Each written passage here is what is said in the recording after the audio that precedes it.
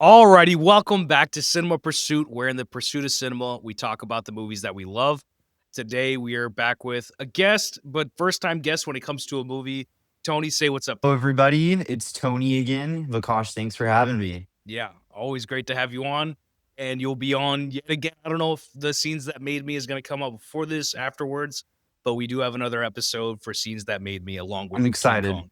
And yeah, we are doing King Kong today, but I wanted to throw it back to like childhoods because it's a bit of a theme recently that I was listening to Guillermo del Toro talk about his new Mm. Frankenstein movie. He was talking about actually recording on a Sunday of all days. He was talking about Sundays in Mexico and going to church, and then afterwards they go home and watch movies.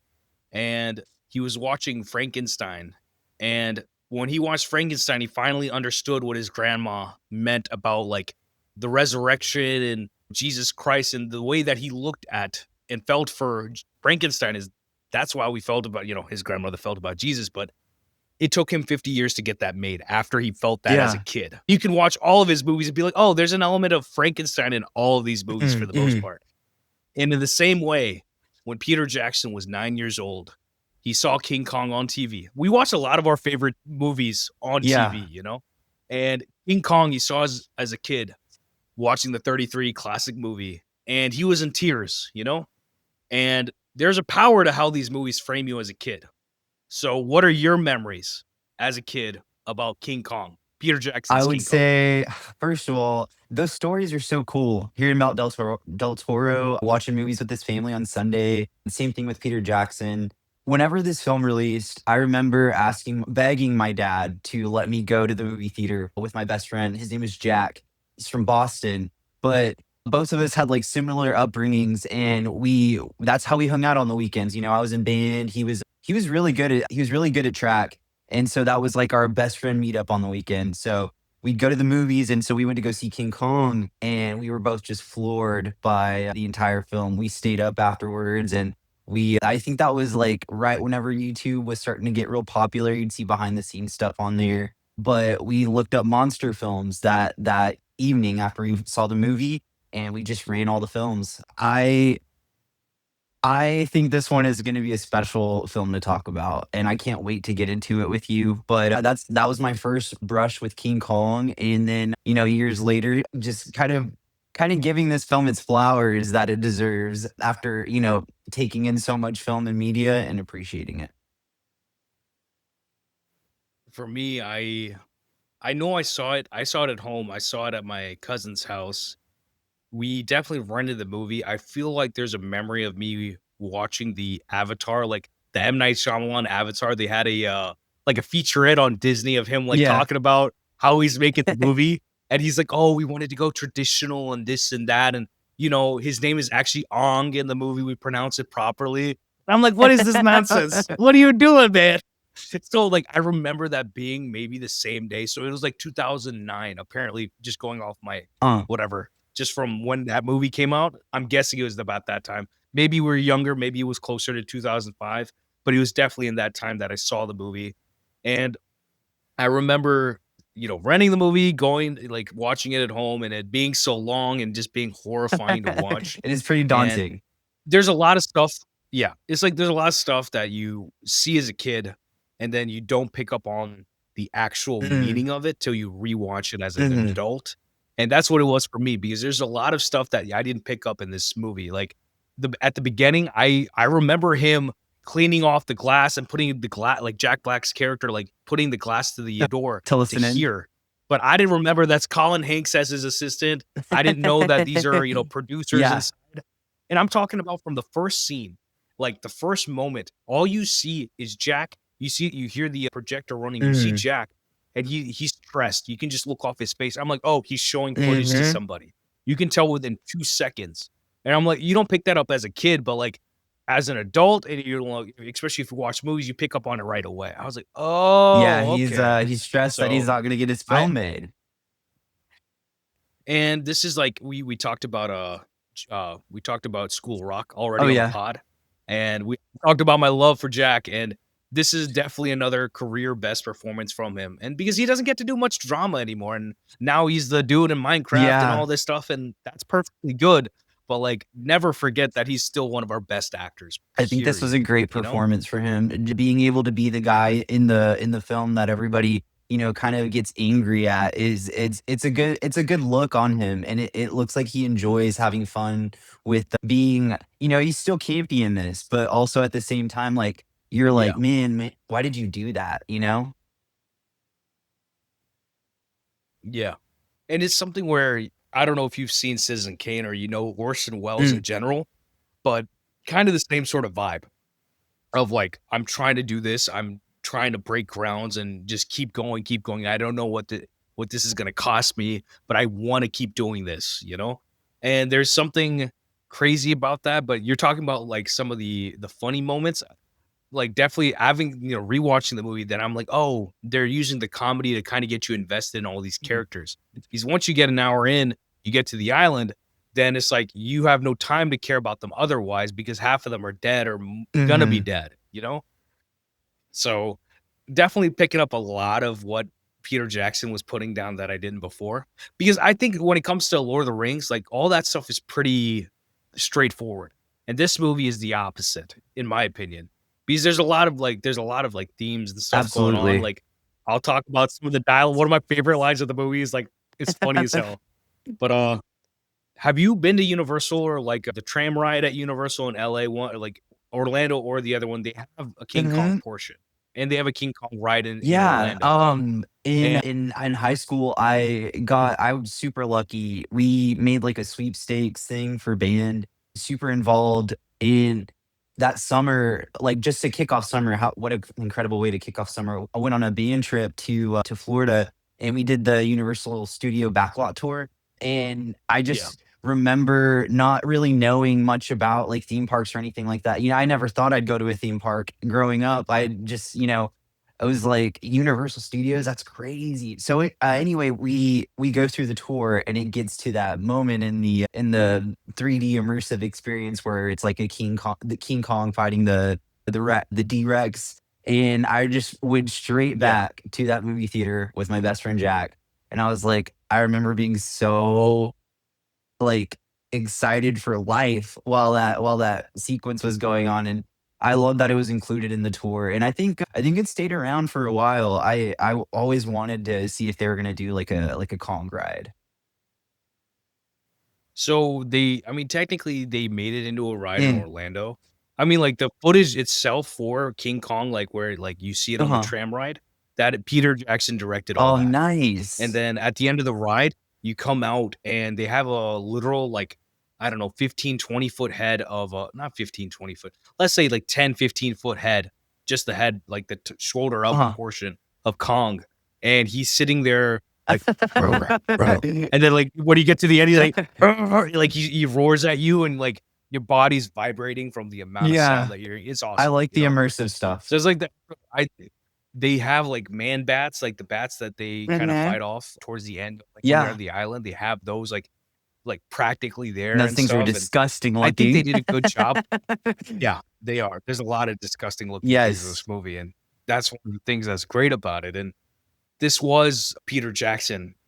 After the Lord of the Rings, he went Mhm. straight to this. Like I mean, same thing with Guillermo. Guillermo got a whole bunch of money from like I think it's $120 million from Netflix to make Yeah, Frankenstein. I mean, Peter Jackson got $200 million, $207 million in 2005. That's a it's ton of money. incredible. And the comparison for sure is like James Wan nowadays, where him and maybe like Peter Jackson, Sam Raimi are guys who started in horror, started making action movies, and it's still even to this day people don't make them like they used to. No, They don't make them like this, no. and especially because it's like it is a adventure movie, even though it tells you halfway through the movie that this is not an adventure movie. And He's like, I love that the action star in all of this is Naomi Watts. Like, she is, yeah, I'm trying to think of an example. She's just the action star of this film. It's not, you would think that it might have been like, Adrian Brody, like, somewhere down it the would have been line, like, he would go to save or her, it would have but been he doesn't. It's her. like I mean, he does go to save her, but he's ruining the Yeah. situation at hand because he doesn't know No. what's going on. All the men who They're don't like know what's fish in a going barrel on. the entire time. And the entire point, like when she gets captured Mhm. by Kong, she's the one who sees all the skulls and everything in these little palm tree made like a Uh-huh. necklace thing. And she's like, oh, I need to get this off or else I'm Yeah. dead. You Yeah. know? And it's no one presented her, oh, you have to do this and then you'll live. She did it Mhm. herself. She survived herself. She got off the island with help, but she was still doing it herself. And by that point, she's trying to make sure that, Kong doesn't Mhm. die. She's not even worried about anything else. She's like, stop trying to Yeah. kill him. Like, because she didn't know what they were doing and trying to capture him. She just wanted him alive. And there's something about this movie, like the theme of the movie for me now is very different. The movie plays very differently in my Yeah. head now, which I'll talk about. My action is the juice is very very long for a reason, or like meaning like it's a large portion of the Mhm. movie because sometimes like certain movies you can be like, oh, it's one scene, it's this that's affecting me the most, and I really want to talk Uh-huh. about this. Other movies like this where it's like, oh, it's this entire 30 minutes Mhm. right here. This is like it's all connected. It's all paying off. This is what I need. Absolutely. But before we get into all that, what's your relationship just in general when it comes to King Kong? Have you seen Kong Skull Island? Did you watch the classic movie? Did you watch the one from the 70s? Like, what have you seen of I Kong? remember watching the original King Kong when I think I ran see, I ran to classic movies a lot when I was growing up. Just, on in the background whenever I was just, like, taking care of myself, like, like, when your parents are like, "I'll be back for work," like, "Don't burn the house down." That was me not burning the house down, watching all the original, like, horror classics, like Dracula, and then I started getting into monster films, and that's where I knew about King Kong.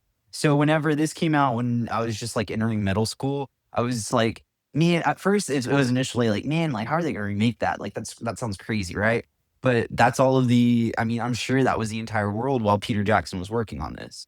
And Yeah. my tie, I would feel like I think this 2005 version of King Kong is my core of, like, monster film and just how I, look forward to, like, the next thing that comes out in theaters. I'll always think about King Kong first, and I'll be like, "Man, I really like that. I'll get a movie ticket to this just to see if it's the same experience." But what about you? For me, I mean, it's like it's back and forth because like you could throw it back to freaking Power Rangers when it comes to monsters Mhm. and stuff, right? But I mean, obviously the 96 Yeah. Godzilla, there's a couple other ones in between. But recently it's been we saw Shin Godzilla this year in the theater. I saw Shin Godzilla in Uh-huh. 2016, 2017-ish, but we saw it in theaters this year with Cole and Zach. Oh, yeah, And yeah. then biggest one in recent memory is Godzilla minus one. That's the one where it's like after King Kong, there's Godzilla Yes. minus one. 100% And agree. Godzilla minus one is it's a very hard movie to make, but it's about the monsters, but is it really about the monsters? It's about the Yeah. humans, and that's the whole point. And Kong is very much that. It's about the humans. Absolutely. The reason why they have the 1970s, I did love I do love, put it this way, the Dracula, Bride of Frankenstein, the Mummy, Boris Karloff, like all that stuff. That is like I love like the universe, the creature from under the water, or like the sea monster thing. Like I've seen all of those, and I love all those, the classic stuff. But then it goes to the 70s, 80s, that Uh-huh. sort of thing. But mainly is more the recent stuff too. But like, if you told me to watch the Frankenstein, like the Uh-huh. OG Frankenstein, I think that's one of the best movies ever Oh, made still, 100%. because it's like 80 minutes, 70 minutes, and that movie is great. It still is great. But the 76 Uh-huh. King Kong, remember we were talking about we watched American Wolf Uh-huh. in London. Not coming on the pod ever, but American Wolf in London. Remember I was talking about Rick Baker, and we were like looking up Rick Baker's like Mhm. IMDb. Rick Baker is in this movie. At the end of the movie, Peter Jackson is one of the guys shooting at Kong because the director of the 33 movie was also in the same cameo shooting That is at Kong. incredible. And the guy piloting the plane is Rick Baker, That is which he incredible. obviously worked on the movie to some capacity. But Rick Baker in 1976, he did the makeup for Mm. King Kong and he played King Kong himself. Okay. So he's literally King Kong in 1976, which I I like didn't all know. that history And tied to the this film. movie, it had Jeff Bridges and Mhm. Jessica Lange in it. That Yes. 76 one. So it's not like it was a random movie. Yeah. It's King Kong, So I mean, it's kind of awesome that he played King Kong. And I was like, oh, I didn't realize that was a thing till you get older and you look this Uh-huh. stuff up. Frank Darabont, who made The Mist, and mainly he made The Green Mile and Shawshank Redemption. Frank Darabont also has a cameo in this too, which I don't talk about Uh-huh. cameos a lot, but Peter Jackson is notorious Uh-huh. for him, like having cameos. Like literally, we're doing Hot Fuzz this week, and he plays a Santa stabbing one of the characters in the hand. He's in Edgar Wright's movie. I'll send you the Yeah, clip I'd because be it's hilarious. interested. It's like, wait, is that Peter Jackson in a We're beard? Like, talking come a little on. bit about But the film history. Whenever I was going to look at, whenever I was going to look and review this film, I wanted to learn more about it. I saw that Peter Jackson tried to make this in like the late 90s, but Universal turned it yeah, down just for the moment because they saw that the market was a little bit too saturated with the monster films, Godzilla, and then he was trying to make Kong as Mighty Joe Young was coming out. It wasn't the moment, but he used Lord of the Rings to The prove a Mummy point 99. Yeah, that he yeah. could do this. And it's I'm so proud that one of my favorite films is like one of his like babies that like he like spent his life working on. But that's the thing. Like, that's why it's like once you like the direct comparison really is Damien Chazelle. What did he do after he won? He made La La Mhm, Land. What did he do after? No, what did he do after Whiplash? He made La La mhm, Land, right? And like that was the baby he was trying to make in the first place. He couldn't make it, so he tried to make this indie. Couldn't make it. He made it a short film, and then he finally got the money, and then they made the feature, and then that feature, has uh-huh, Oscars. So it's like you have to stick with your guns, and that's what a lot of great filmmakers do. Like that's what I was talking about. Peter Jackson, like Peter, Sam Raimi, mhm, James Wan, the amount of like visual work that they do, like you can understand all the emotion from the visual, like whether their camera is going crazy, whether it's the shots they're using, the editing, everything. They use every single tool in the bag compared to I say regular, quote unquote, regular uh-huh, filmmakers because they don't understand what it takes and what it creates when it comes to the emotion of a horror movie. And because it's like you can make a horror movie because it's one of the hardest mhm, movies to make. And if you know how to make those, you can pretty much make everything 100%. else. And I see that as a fact because the fact is that, how do you convey emotion, make people scared, lull them into a sense of emotion before scaring them, and then also relieve them, but also put them back on the train of being scared. It's Invest like, in it's a whole thing. And it's a very psychological investing thing in the when it person comes to that filmmaking. is in front of the screen going through all of that stuff. It's And he spends literally 65 70 minutes in this movie investing you into these 100%. characters. Whether you care about Carl, about Jack Black's character, you do believe in what he's doing. 100%. And there's a very moral line that he doesn't judge Carl's Mhm. character till he doesn't even judge him at I the would last agree with second. that 100%. Yeah, he just it seems like he's complicit, but he's not. He's just supporting his friend. I mean, it'd be the very same thing as you and me, like being like, if we were like, "Hey, man, we got to get on this boat and go run an episode on a island that we've never been to." On a deserted But island, and I'd it's be gonna like, be "Yeah, if everything. that's what he wants to It do, sounds like I'll do that." It sounds like the second idea I had for the horror movie Oh. pod, where they go to like the cult site and they're trying to create something and they're like, "Oh, this is gonna be cool," except they're actually terrible. And whatever Park Chan will put a thread in that really well. I will say last thing, Kong Skull Island. Have you seen it? Kong Skull this is the one with I'm trying to think. Sam Jackson, Brie Yes, Larson, yes, Tom with Brie Hiddleston, Larson. That's why I don't know I can think of her name. Also, isn't Krasinski in it? Captain Marvel. Krasinski? Who? Good John Yeah. Krasinski? Or am I thinking of a different No, film? no, he's not in it. It's Tom. It's Tom It's Hiddleston. Tom Hiddleston. Oh, no. Yeah, it's Sam Jackson, John Goodman, Toby Kebbell. There's a lot of people in that movie, but it's like the good thing about it, they did kind of do the Uh-huh. same thing where they're like they have a lot of people in the Mhm. movie, but they made it more war movie apocalypse now sort of vibe. Like the movie's not perfect. Even the director admits it's Mhm. not perfect, but like It's still a fun Yeah, there movie. was one There's frame in there that reminded me of Peter Jackson's King Kong. It's like this, like it's like the build up to the D-Rex versus Kong. Whenever it's just like a little piece of land, and they're like running through it. Reminded me just yeah. of the same thing, and it's Skull Island, so you know. My favorite part of that movie is they have a what do you call it? There's a needle drop of Paranoid from Black Sabbath. And when I tell you, we were in a class like a Uh huh. year later, and we're my psych professor, he would always put on songs about like something we're studying, and we were studying paranoia. I'm like, I I got this, love buddy. it. I I got you. love I'm like we do a Black Sabbath, and he I was like, love oh the yeah, theming, you whatever you're love it. working on, theming the music towards it. I definitely ran Yeah, this soundtrack a lot this week. yeah. I will say, Uh-huh. last question before we get into Action of the Juice: is this our last good adventure movie? Like, let's not count Pirates of the Mm. Caribbean. Let's not count Mummy. Is Kong, besides those, is Kong the last good adventure movie we've had? Like National Treasure aside, because that's like the last of the bunch, in my opinion. I'd say so, and I don't wanna minimize it down to just like, "Oh, like, it's the last great adventure film that we've had just because of this one sequence." There is a Or like compared to like Uh-huh. Uncharted, Jungle Cruise, like, ugh, Yeah. Yeah, not for no, me, I would rather honestly. go back to 2005 and be like, "Hey, let's run King Kong on." Let's run King Kong. Let's run Mummy. Yes. Mummy Returns. Let's run Pirates of the Yes. Caribbean. 1, 2, 3. Forget about 4 and 5. Like we don't count Exactly. Amelia, as Harley would say.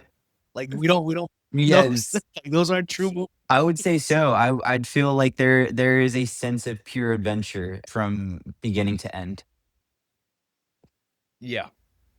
There's some I don't know. There's definitely is something juicy about the movie. Meaning, action is the juice. The most juice scenes of this movie.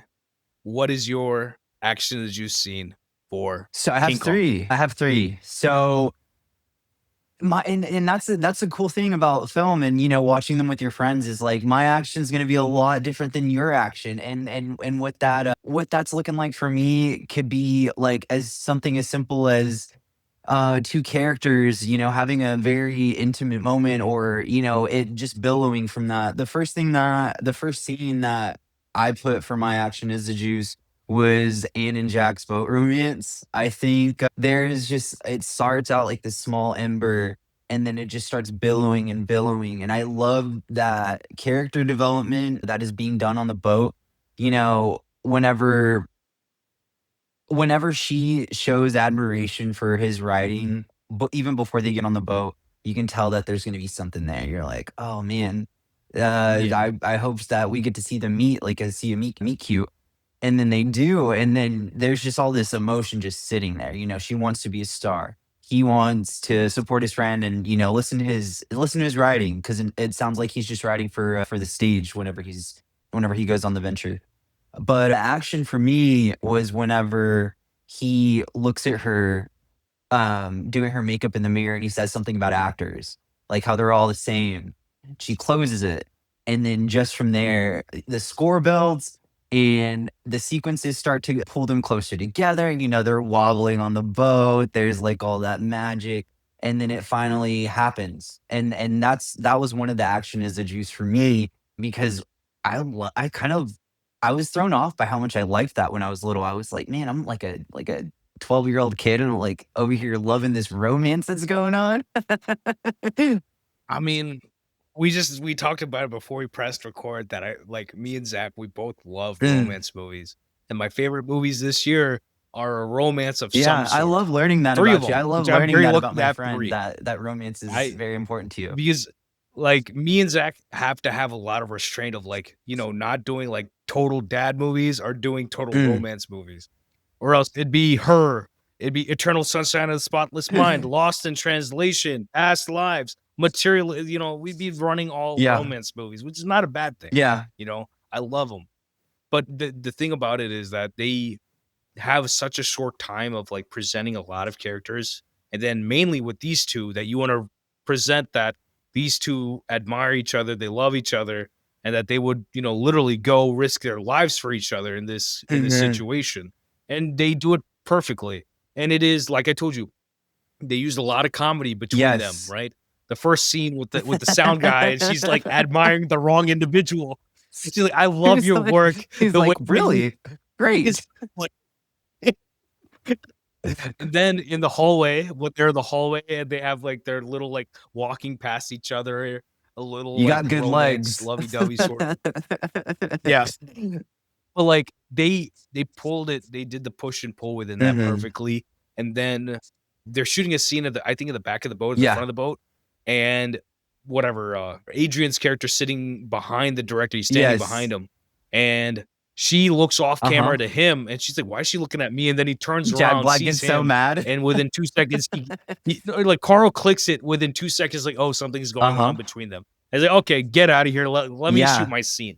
And but see, that's the thing, like, Peter Jackson and, both of the writers, all 3 of them put something together in that sense where it's like, "Oh, this is an organic Mhm. moment that would really happen.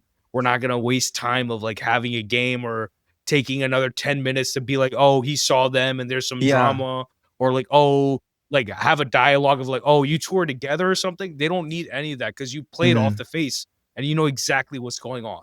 And that's Jack Black, that's Adrian, that's Naomi, that's everybody working together And what's perfectly. important about that moment is that those things needed to happen in order to care for our characters once you get on Skull Island. You needed all of that stuff on the boat Yeah, to happen in order for her to be in order for to be like, they took in.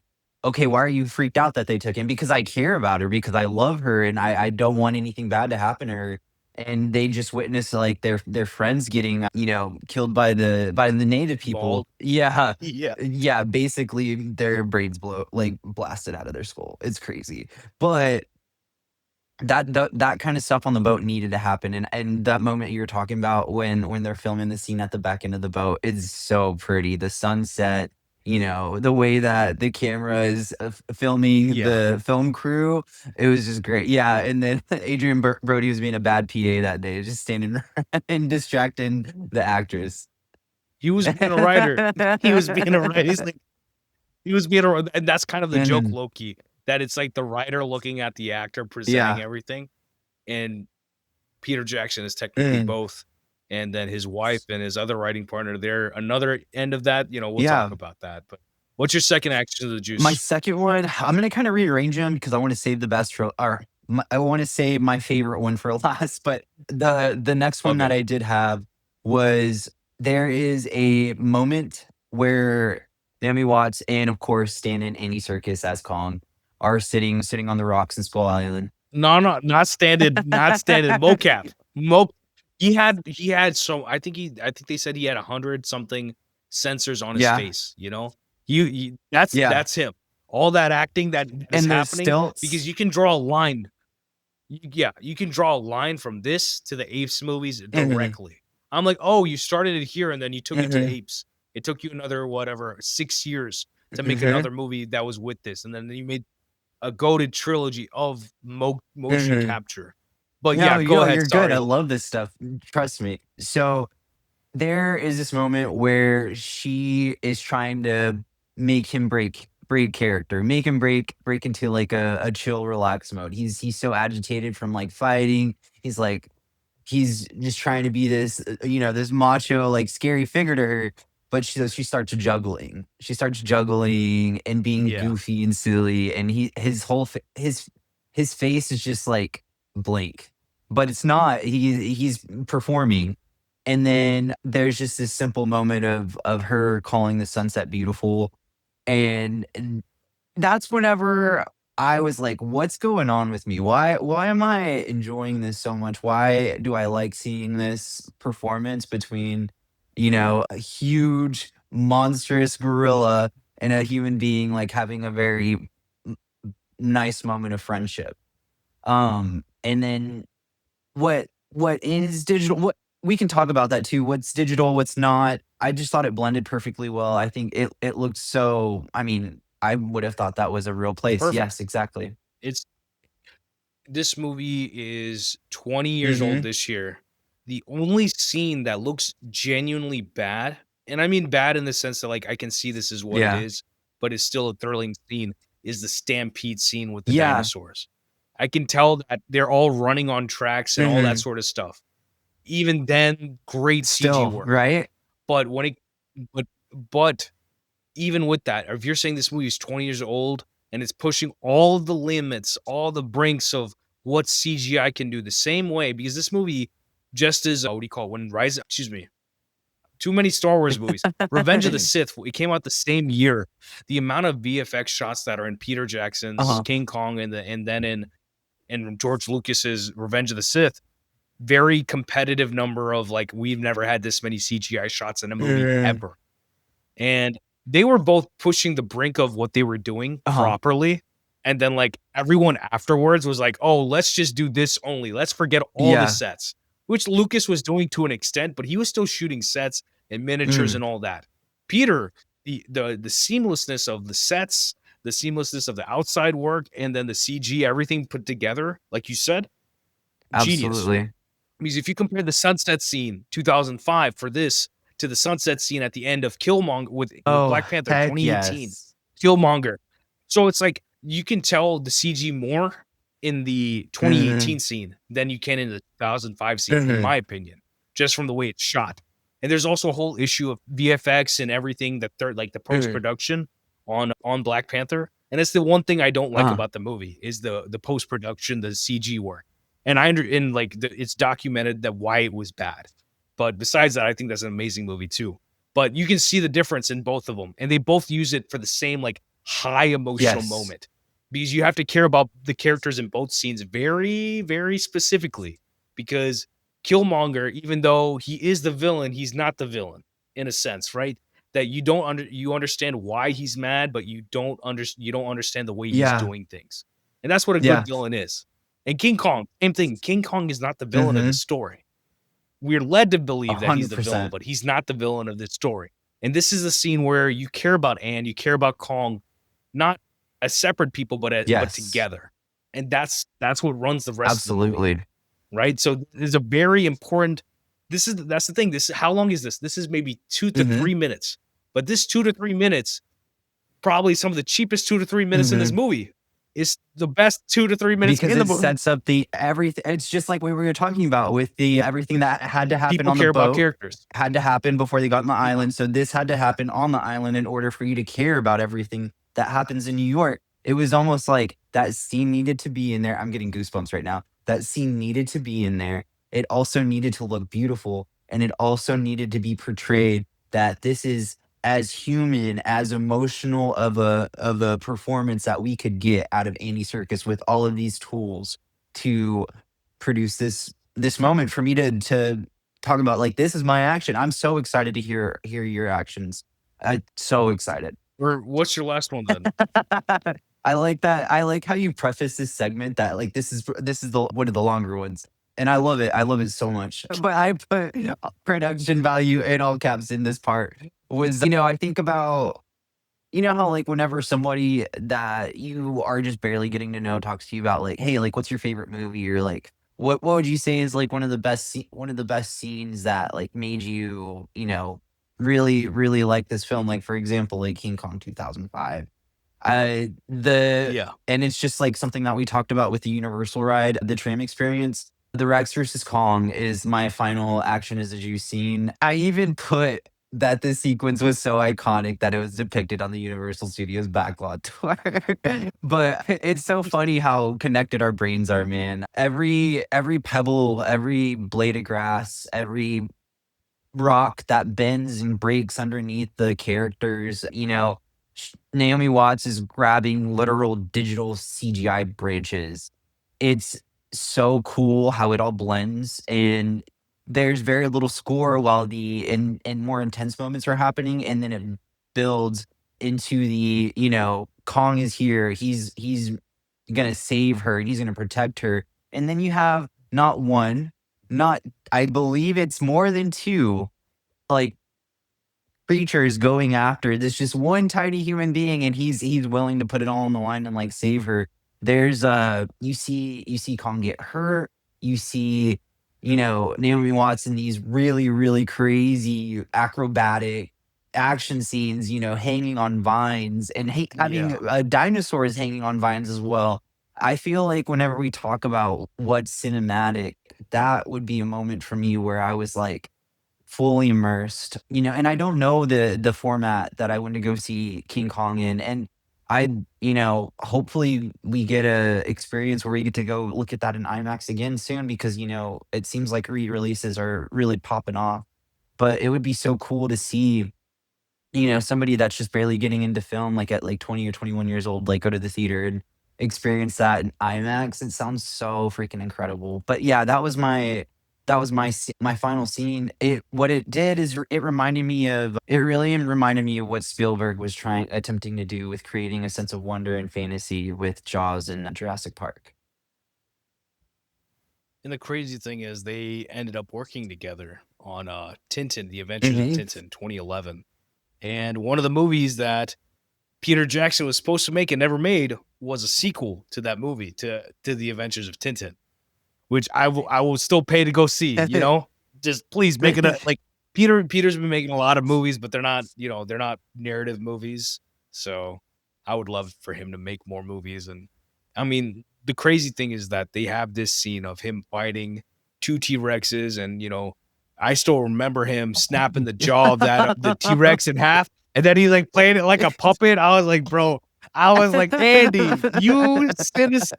It's either Andy or Peter or both Uh-huh. together that they're like, "Oh no, play with the T-Rex or whatever."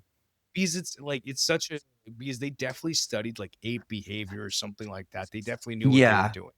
And they also wanted to make sure that even though this man just did something brutal, you want a little laugh in there. Yes. But a character-based laugh of like, "Oh, like Kong is not stupid, This is not some dumb ape in a real Yes. way.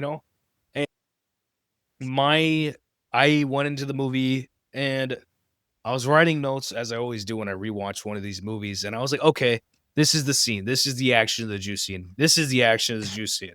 And then the back end of the movie, I just stopped writing notes, and I was like, oh, this is actually the action of the juice scene. Meaning that my my action of the juice scene actually is from the theater scene in the movie where they have like a subjugated Kong all the way to the end when he dies. And the problem is that like I said, as a 2005, as a 10-year-old or 9-year-old or whenever I watched this, it did not get through my skull what this movie was Mm. about.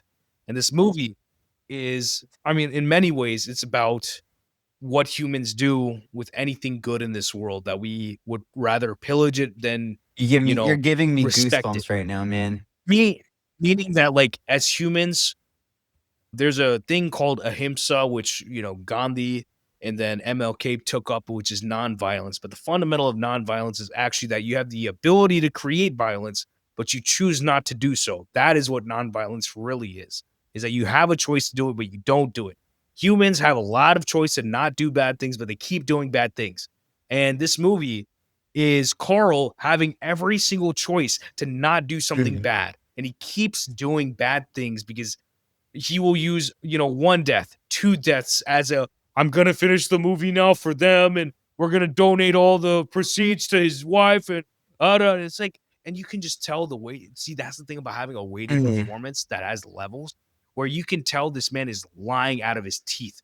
He believes his own lies, but he's lying out of his teeth because he's going for something that has never been done, and he's trying to push the bounds. But to what extent? What is the cost? And for him, it was costing lives. It was him literally taking an ape, God knows where to Yeah. God knows where, to New York, and to put him up like this, like, oh, it's not gonna Yeah. break. And one of my favorite moments from this scene, I'll talk about it a little bit in Mhm. dialogue, but fundamentally, why I think this is it for me, this is why the juice is for me, is that Peter was crying when he watched this 33 classic as a Mhm. kid. He never saw this as being some sort of like, CG or like, claymation or any it wasn't about all the elements of like grandeur and the cool things, which of course, like the D-Rex scene, like the fighting is Mhm. awesome. But ultimately, this is what he was trying to land to, that he wants you to cry at the end of this movie in the sense that the virality of human behavior of capitalism is that we have people who are literally dancing for the rich Mhm. people. They don't even have food to put in their Absolutely. stomachs, and they're that broke. Absolutely. And the rich are rich, and the poor are poor, and they don't care. You know, then at the end they still want you to still dance for them. They still want to have the apes. They want to have all these grand things happening. They want to go watch the movies, but they don't realize that this stuff is for the working man, and the working man can't even get to this Mhm. anymore, right? And yes, this is talking about the 20s, but the sad thing is that we're coming back around to a moment like this We in didn't history learn the in a first bad time. way. Yeah, absolutely. And the problem, I mean, I'm projecting a little bit from this morning, not, anybody specifically or anything Yeah. like that, but the fact is that if you let money run your life and you think that money or wealth is all you need, you're not worried about people, Mhm. right? And even the guy at the beginning of the movie where Naomi goes to ask for help and he's like, here's the number, they'll open the door and go inside, do what you got to do, and then never go Forget back, you was right? ever there. Even he is giving, and he's at a restaurant and they're literally putting food on the Hot food. table. And he's rather giving her, you know, like, hey, take away your humanity Mhm. for this rather than I'll just give you food, I right? think Right. And it's not like she, it's like Aladdin. It's not like Aladdin was stealing, a whole bale of yeah. bread. He was stealing two Mhm. breads. Or no, he's stealing one bread and then he gave the bread to the kids. Yes. But that's the whole point. Is about the Mhm. humanity. And it's not a reflection of what Kong was. Kong was the innocence of Yes, nature. 100%. And y'all took the innocence of nature and poked it with a Mhm. stick. And then you threw a bunch of chloroform on it and Mhm. kidnapped it, right? And there's a lot of other themes you could go into about humans and slavery and taking people from where they should be to different Uh-huh. places. Like I told you, there's a lot of things you can look into. I'm not gonna look into that far because I don't feel no because it's like I don't emotionally feel that, but some people they intellectualize movies to no extent. And I'm like, is it really that? Like, are y'all thinking too hard about this? And I'm not gonna think too hard about it. But this is like blatantly, this is what he's talking about. And at the end, I will skip ahead to my Uh-huh. dialogue that Jack Black, Carl is like, oh, it's the beauty that killed the beast. I'm like, shut up. You don't understand what's going on You're still. like the The end of last the movie, person you I don't wanna hear understand. from, but after all of this that has just happened. Yeah, no, I get it. And he's like, no, but the thing is, who's the beauty and who's the beast? Carl is the beast. He's the one who killed Kong. And he doesn't realize his own Mhm. fallacy. And that's the beauty of what Peter was doing with this movie. 100%. He took the budget and he was like, "Oh, I'm going to make this grand movie. I've been wanting to make this movie, but I'm going to thread the needle about the inefficiencies of Mhm. humans that they will let people starve. They will want to go and make movies like this. They will be pushed to a point where they think that this is all right. Nothing in this movie that is done besides Naomi tearing up the ticket or whatever the Yeah. number and walking away is fine with this movie, Mhm. or the romance that she and Arthur Uh-huh. have. Those are like that relationship and then the relationship she has with Kong are the only pure things in this entire Yes. movie. Which is and then the relationship she has with the older gentleman who's like, I'm going back to Yeah. Chicago, which breaks your heart at the beginning of Uh-huh. the movie.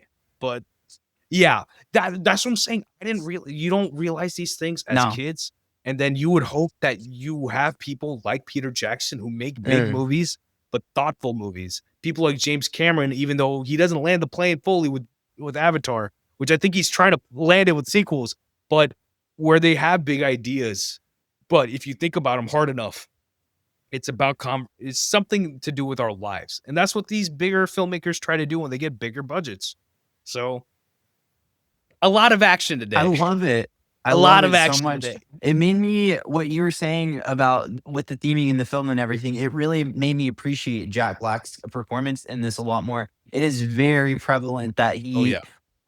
he is supposed to symbolize this, like, endless, eternal, like, hunger for, like, just, I need more money, I need to have the best film or the best show, the But best it's not that. experience. Just that. It's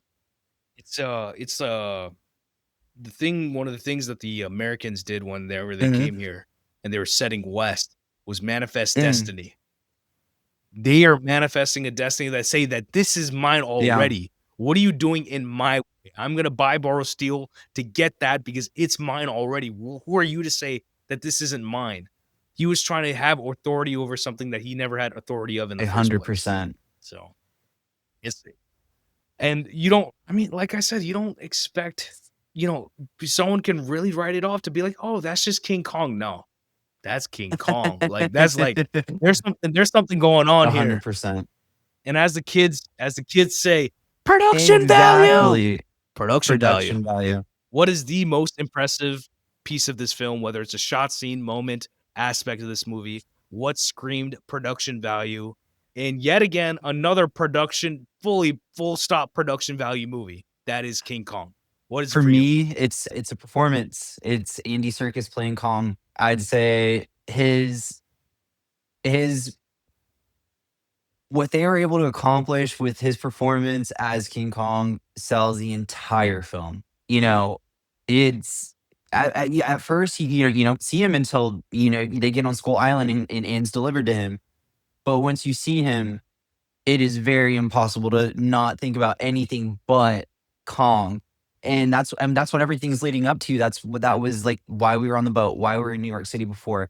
And we finally get to it and it's worth it. It's worth the whole entire thing. And it's seeing Kong in New York City with that face. Oh, it was just like incredible. I mean, those eyes are very hard to forget. Like people talk about seeing like frames that they don't they can't forget. That seeing those eyes generated like that is incredible. I don't know. That was the And production value for eyes me. are eyes are like it's like just the way you look into a soul, Mhm. My only issue with the Irishman from Mm. Scorsese, is that they changed the eye color for Robert De Niro with CG. Really? And the de-aging works Uh-huh. great, but like I'm looking at De Niro's face and I'm like, something's Mm. off. I don't know what's off. And then someone was like, oh, they changed his eye color. I'm like, why did he change his eyes color? It doesn't matter who the real guy was and what his eye color Yeah. was. But it's like if you look at the eyes are like there's something, that's why it's like they talk about uncanny valley and like Yes. you're doing CG with people's faces and things like that. It's like it's unnatural a lot of the Mhm. times. And sometimes you just can't put your finger on it, but half the time it's Grand Moff Tarkin or Leia, and like these people are alive and y'all just and they're dead now and y'all did this and it just feels Yeah. wrong. Alien Romulus, which Martin Van, he hated that the fact that they did it with Uh-huh. Ian Holmes. I thought it was done Uh-huh. great. That one I actually enjoyed for once. I think they did it in Ghostbusters Afterlife. They did it with one character where they brought him back as like a force ghost Mhm. essentially. It was actually it was emotionally very good. And it's rare. I don't think they really land those all the Yeah. time. So yeah, the CG definitely matters. And for me, production value on this movie is very hard to put into one It thing. I is. was like, "Oh, it could be one thing." It No, it's truly not. is. First of all, you're talking about the face of the ape. Talk about the face of these actors, because everybody is doing face acting out the It is a wazoo face everywhere. acting Adrian, movie. Naomi, Jack, in a real, and it's not just because it's like it's this movie, it's all of Peter's movies. Because like I said, as a horror filmmaker originator, he understands that your movies work off people's faces, Mhm. right? The horror of Frodo seeing I forgot the bad guys from the first movie. Me and Pat are about to do Lord of the Rings and I forgot it. You know what I'm talking about in Fellowship. The dudes, the Dementor looking dudes on the horses that come Uh-huh. and get Frodo. And when he's looking at them, and you just see the single of him looking at them, and he's so scared out of his mind. And even through those movies, like Bilbo Baggins, Frodo Baggins, Sam, all the guys, Gandalf, Christopher Lee, everybody's faces. If you look at their faces, everybody has a I story to like, tell, and they're so perfectly cast I for like them. what you said about how Peter Jackson's roots being horror kind of navigated his way to how he films characters, and it does just, like, really make me grateful for those roots. There's a Yeah, lot of terror in King Kong, and it's for these specific characters. It's not for the entire world. It's not for the whole Yeah. city of Manhattan or New York. It's like it's for these characters and their ties Yeah. to each other. Ian and Kong, Ian and Jack, Carl and But Jack. that's the thing. By at the end of the movie, when it becomes a terror of the city, Mhm. right? You're not thinking of that because that Not doesn't at matter. all. The terror that we're thinking about is between Anne and Kong and the fact that they need to run away from the situation at hand, that Kong needs to be As free. soon And then they make a point that, like, at the end, whenever Kong is uh-huh. laying dead, they have a couple reporters and like, why the hell did he go up Yeah, there? as soon as he got, And they don't understand. They don't know the story, but we know the story. That's like such a cinema thing to yes, do. as soon as he broke out of the theater, I was like, "Man, get out of New York City." He's like, "Go, brother, go." Like, there's no it it really It's is. about to be Madagascar up in this. It really is. We're going to Central It Station. really is just so like, emotionally blowing to, like, think about how, he had no say in what was being done to him. There's just this. But does nature have a say in that's the Mhm. thing, right? Nature doesn't have a say in what Yeah. we do, right?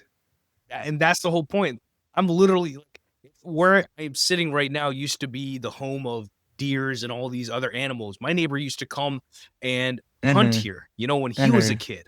And now a bunch of people live here, and that's what humans do. They break down and have you seen Under the Hedge? I don't Yes, know I if you've seen have seen Under the Under the Hedge, Hedge. but Under the Hedge is a little bit about that too. I haven't seen Under the Hedge since I was in 5th grade, but like the themes permeate still, like that's what good movies do.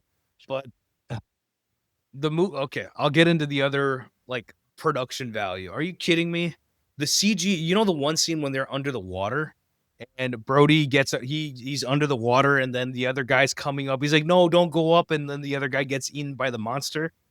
That's the same sort of approach they used essentially for Aquaman for the Mhm. CG. And I was like, I didn't realize this when I was a kid. I was like, the CG for the water is amazing. I was like, this is genius because Brody wasn't in Mm, water, but they probably CG'd his hair and then they put him on wires or mhm. something, and then they put everything around him, and it looks seamless. You can't tell. I only know because of Uh-huh. Aquaman that this is a Okay. thing.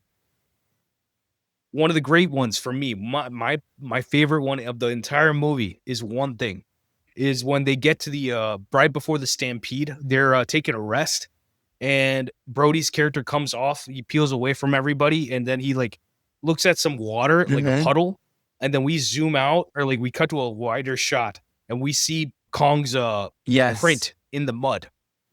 And all you have to do, like, I always say this, you don't have like, keep it simple Mhm. sometimes, and he does that. You see the The need. palm in the mud with the water, and it is Yes, horrifyingly the large, scale right? building. And that's all it takes. And we're gonna talk about it later when we do scenes that Uh-huh. made me. When it comes to the T-Rex in Jurassic Park, the way that they film all that, the only thing all you need is water jiggling. All you that's and then you're setting the Of terror of that course. moment, Of you know? course. And that's what good filmmakers do. Their job is to convey Mhm. emotion using all the production value, the sound, the set design, the costumes, the shot, the CG, the actors, the sound, the score, every single thing needs to be working together. There's a shot in this movie that they ripped off for Kong Skull Island Mm. also. You remember when Andy Serkis's character, like the real person, the cook, Yes. he's shooting at the Uh-huh. bugs? And I was like, how do y'all do this? Because I know it was like a mix of CG and the Mhm. practical, and that simple thing like that of like a shot zooming around with a bug and then getting shot. Even that is amazing in this Yes. movie. There's that they have a random animatronic emu like a prehistoric emu that gets shot, and then we come upon it and it's like flailing and Mhm. dying. And whether it's I don't know if it's a good thing or a bad thing, but this movie does turn into Jurassic Park for about It 20 does. minutes. That's what I was And gonna mention, that it feels like it's like you know how whenever we watch stuff with our friends, like, we'll, like, run something back, it's like running back all the hits. It's yeah, yeah, almost like in a yeah, way, like, paying homage, like, like, "Hey, like, I caught this film whenever I was, coming to make this King Kong film, and I wanna pay homage to it." It does turn into a yeah. dinosaur flick for a little bit. and it throws some people off. I have in my notes like a general like overall feel for like the film, or like what I gather whenever I tell people that my favorite film is King Kong, or one of my favorite films is King Kong.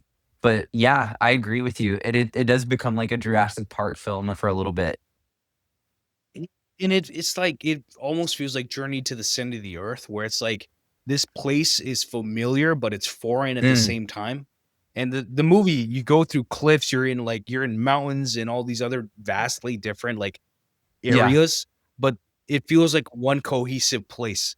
There's a lot of CGI, there's a lot of practical sets, but everything feels cohesive. The CG, everything, and to say the fact is that this is 20 years old and it still feels cohesive, and they're making movies today that don't look this good or feel Mhm, this good, says something about what Peter is doing and every single one of his mhm, collaborators. And it's, I mean, and a lot of these people are still working today. Some are, I'll talk about in Legacy about some of the people, but a lot of them, some of them, like they never went back to the peak of this. I don't think even Peter has gone back to this, you know? And me personally, I've seen the first 20 minutes of The Hobbit, like the Forbidden Journey, like what are that mhm. first one? I haven't seen anything else. I did not watch the second two. I didn't even finish the Yeah. first movie because like the whole situation with that was that Guillermo del Toro was supposed to make those movies, and then they essentially did not agree with his Really? vision. So he left the movie. And then they had a date where they're like, we have to put out the first movie by this date. And it's like, Peter, if you want to do it, go out and take it. Wow. And then he took it. And then it turned into too much.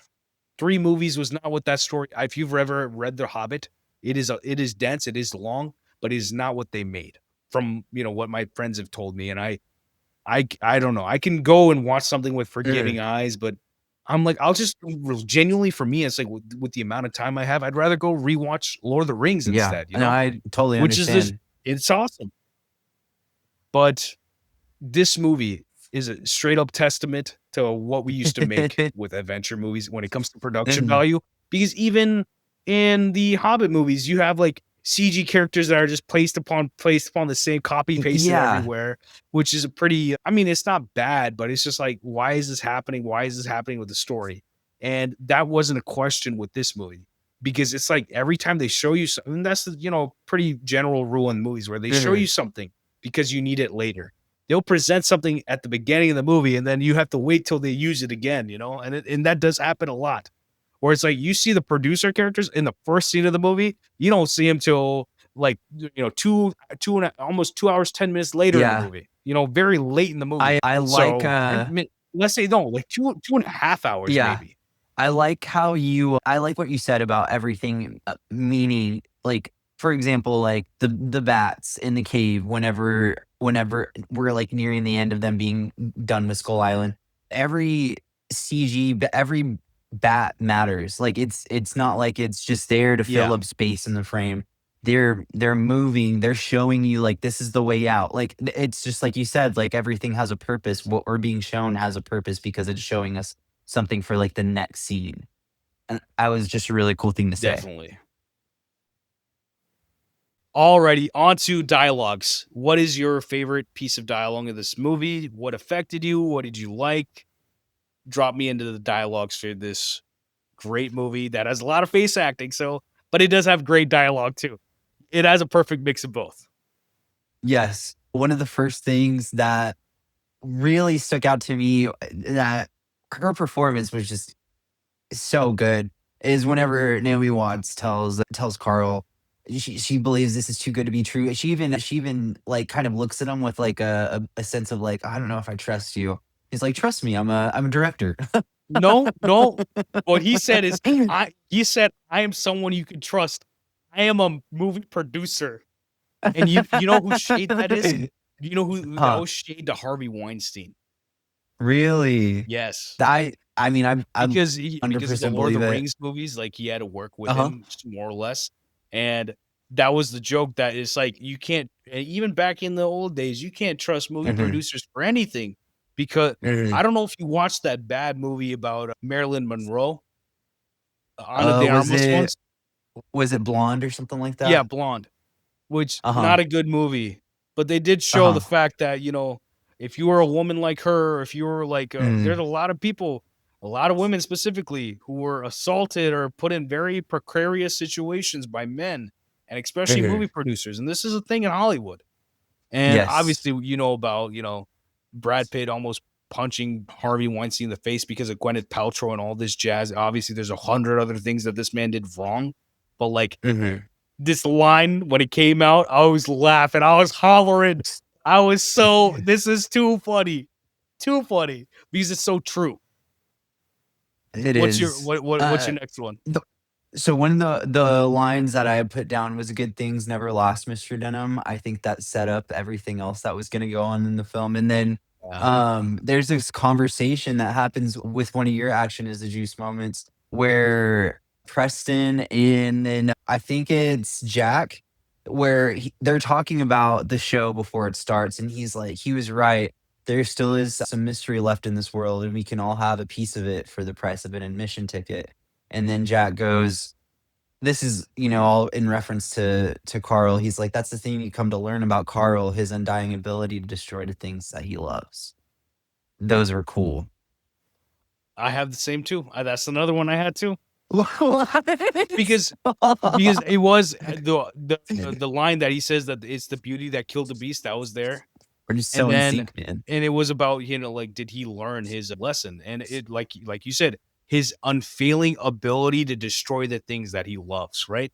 And there are Yeah. people you will meet in your life where it's like their entire thesis as a human being is chaos, right? And Mhm. those are people I'd never want to know because, No.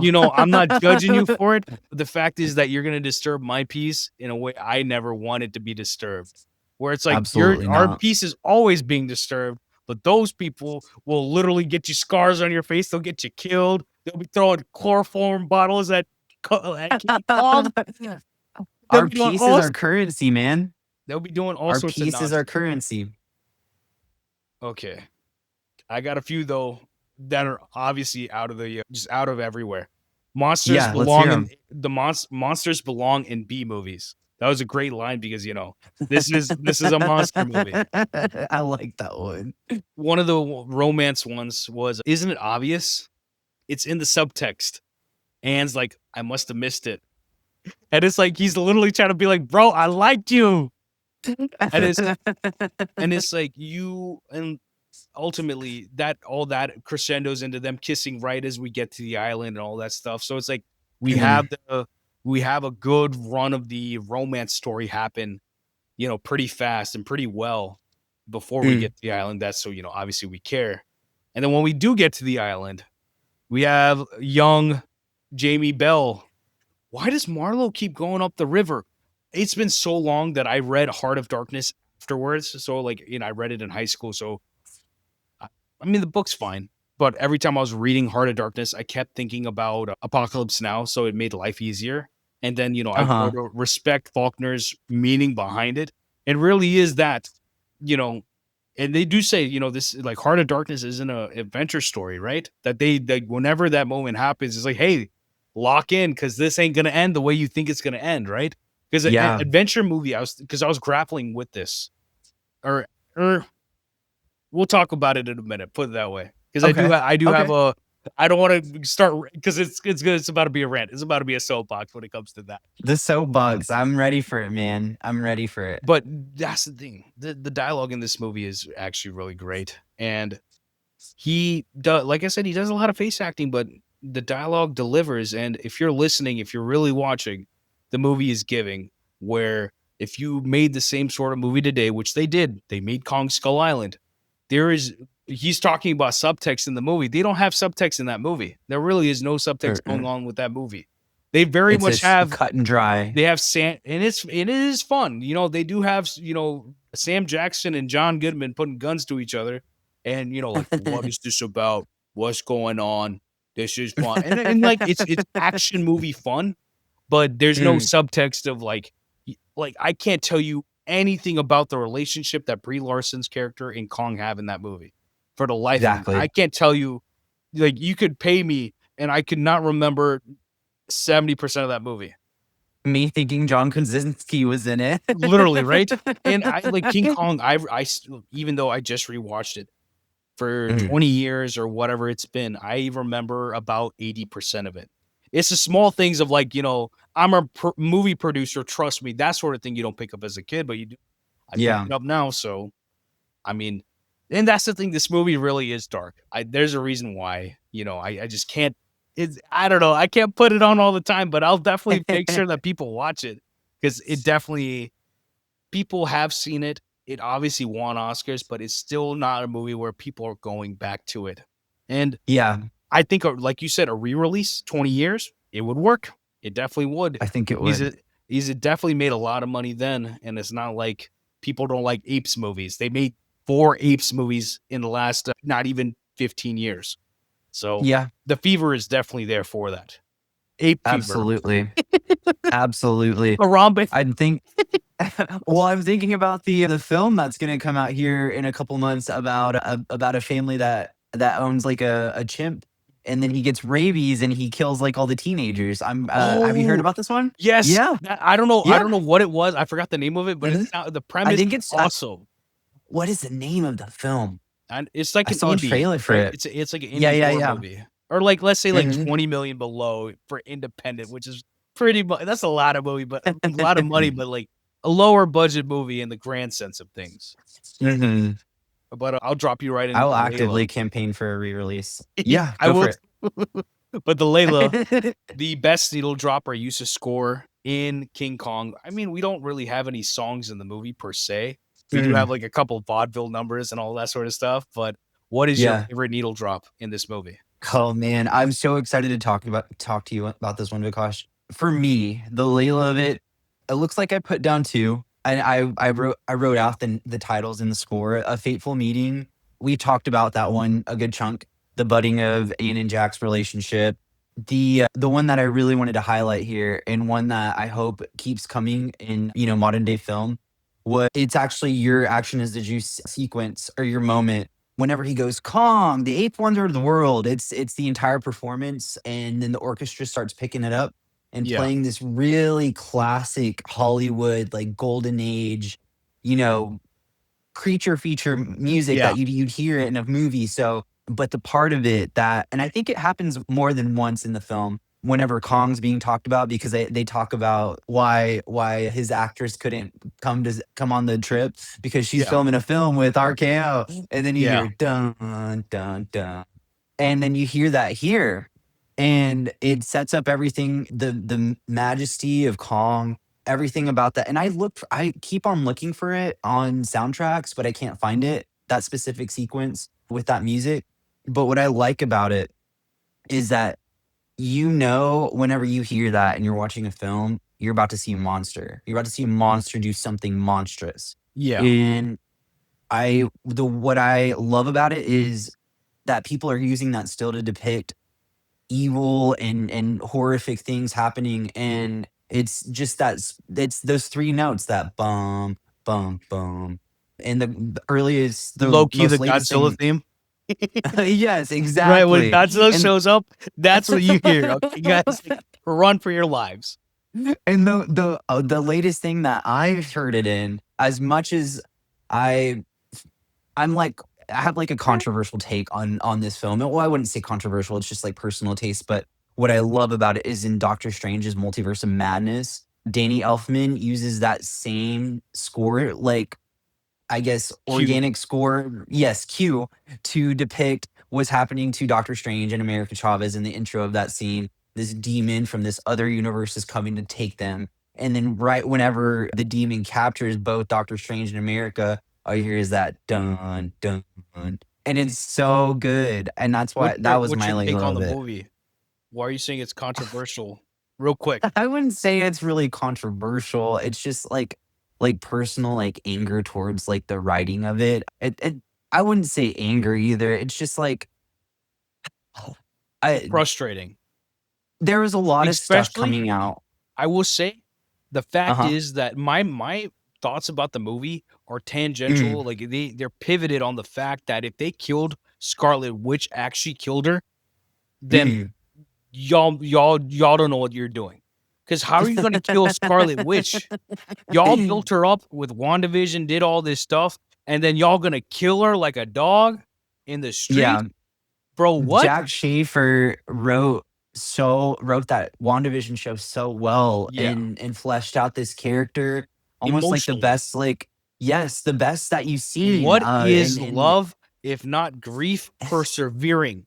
You want me to it writes cry like itself, Jesus? man. Like, come It on. writes itself, man. I mean, I feel like she was written so well, like a great character to see develop and have this arc since like Tony Stark, Yeah.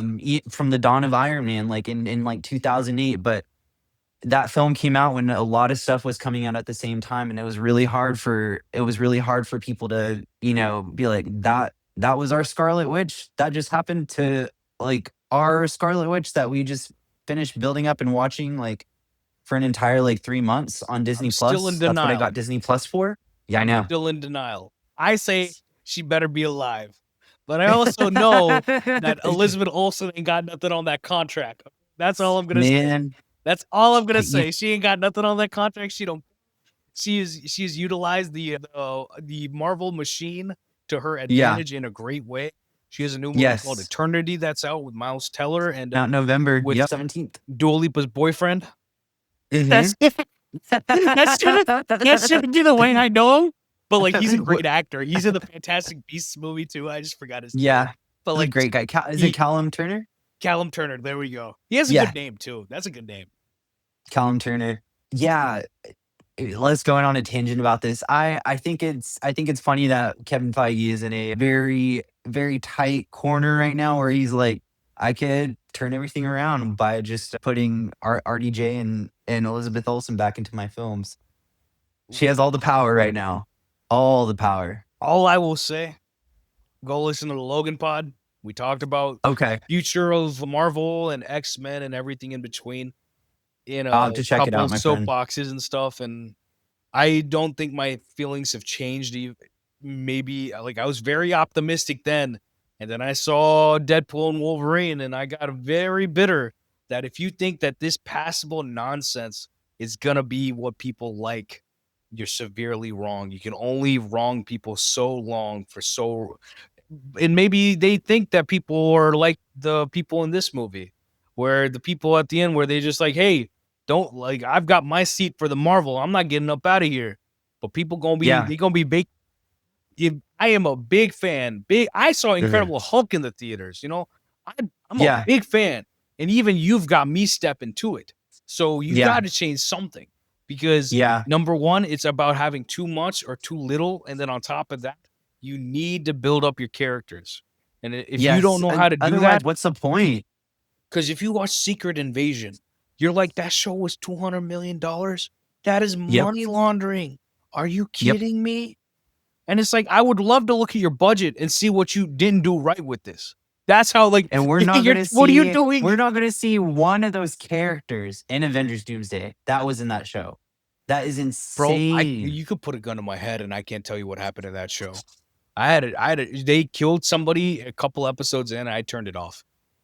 Yeah. I know exactly what you're talking about. I mean, I won't spoil it in case somebody is listening to this and hasn't seen Secret Invasion. And you know what the funny thing is? No, that I don't remember who they killed. I don't. I do. It was hard. It was really hard. I don't remember who they killed. Being a huge fan of the 2012 Avengers and Agents of S.H.I.E.L.D., I was just so peeved. I was like, I love Agents of S.H.I.E.L.D. Here? I used to, me and my not my professor, like one of my art teachers, we used to talk about Agents of S.H.I.E.L.D. all the time. That show was actually good. People didn't realize that they were building up to Captain America 2 and to have a show where you change the face of the show that half the characters are Hydra, which is a crazy reveal in the first place. And it worked because it was novel. It was awesome, right? But and then they run the show. It has very different iterations through it, and they have a lot of fun with that show. But they understood what comic book stuff is, that it's fun, it's a little dramatic, but it's a whole lot of fun. But nowadays they're trying to act like still one of the best shows. Was what Disney Plus was supposed to be with those performances in those shows. I'm sorry. The problem is that if you spend so much money on your shows, you're not, and you're saying you want to spend $200 million on 8 episodes. Spend the $200 million on 20 episodes, and y'all are asking for them to make more hours of content. That's fine, but if you write 20 episodes, you can what do you call it? You can actually like telegraph the character beats of many different characters together at one time. That is what TV is. There's a reason why people care more about a Walter White than they do an Indiana Jones. I shouldn't say Indiana Jones, but like any, a Tony Stark, for example. Even though Tony Stark has had many hours and is well invested, you spend more time with a Walter White instead. And there's a reason why people love all that. So it's true. I mean, because I can't tell you, like, I still haven't seen Fantastic Four, It's not going to make a difference if I see Fantastic Four. Walter White is going to change the essence of like, oh, this dude is 100% terrible, but we're rooting for him instead of Skylar. Or not that either one of them is right with what they're doing in their brand situation, but, and that's the thing. It's like you're exploring character. These movies, they're meant to explore character, but for 90 minutes, 2 hours, 3 hours, you're changing what people are every single movie. And then with Marvel, they're not changing who these people are every single movie. That's the problem. Character is their problem. But let me get into the Layla, which Layla? I asked the question specifically because I believe that they need to get their stuff together, because you have how many characters? Talk about Kong. How many characters are in this movie? How many characters are you invested in? When the second guy, not the captain, but the second mate, when he gets picked up by Kong and he sacrifices his life for like Jamie Bell's character. Oh yeah, right? like the deckhand. Yeah. And like he literally gets slammed against the wall of the canyon and just falls to his death. It is gruesome. Absolutely horrible. But you care about him because you see how much he cares for Jamie Bell's character. Like, bro, you can't be doing this. Like, you need to stay on the ship. You can't, like, that was his mentor. But it's like, that's a cultivation of character that they did within 3 hours. We have 3-hour Marvel movies, but they're not cultivating character. They're trying to pay off the characters, which, this stuff I like matters, Endgame. Man. I love it. Endgame, I like it. Infinity War, I like it, but it's not this. I'll take 10 Peter Jackson movies over any of the Marvel movies. Like, there's 100%. little glimpses of Guardians, Black Panther, Iron Man 1, Captain America 2. There's little glimpses of genius that I really love, but we don't have that as a norm anymore. So, and if you go watch No Way Home, I knew many months before the movie that these guys were definitely in the movie. And there was no patina on my eyes of being like, oh my God, these guys are in the movies. You watch that movie, it's good, but it ain't great. Just saying. Yeah. And then there's going to be one person in the comments to no one listening to this be like, yo, that take on Spider-Man No Way Home was bad. I'm like, no, watch the movie. What? No, the Layla. Run it back again after hearing all this. You'll like mine. At the end of the movie, when Kong escapes and he's running through New York, he's chasing Arthur in the taxi and all that jazz. And finally, Darrow comes out of the theater, and she comes upon Kong comes upon her, and the score right there sells, the emotion right there, that there's a man plus nature, not man versus nature, but man, woman plus nature element here that is beautiful and innocent between these two. And the score itself, when it comes to Kong and to Anne, it's never too sentimental. It's never overbearing, because you can go both ways. A very hard thing to fine tune in a score, but it is done perfectly here, to where you have no words between woman and beast, quote unquote. I would say woman and nature, but you feel the relationship within them and within these two individuals perfectly. There's no words that need to be said, because you understand what that relationship is. And that's what good music does, right? Is that, sometimes you need it, sometimes you don't. But when it comes to moments like this, you got to hit. And it's the conversation. It perfect. It really is their conversation. So I love, that's a great Layla for me, even though there is great music through the movie. And even the intro, they have the vaudeville number in the intro, and they seamlessly they show you all these things happening, and they seamlessly put in Naomi Watts into the thing, and you can barely. I'm like, is that Naomi? And that you can't even tell. It is so seamlessly put together that you see all the things that are happening, and that the juxtaposition of these people dancing, doing all this work, but everybody's broke. No one has food. Nothing is going well, but they're still having to dance for these people who have money, and even then they Yeah. can get by. And it, Yeah. there's a whole theme and all that behind it. But I was really surprised by the musicality of the opening and how it's a little bit of a love letter to vaudeville. He even throws in like Clara Bow's name and a couple other people's names, which I didn't know before. Now I do. So Yeah.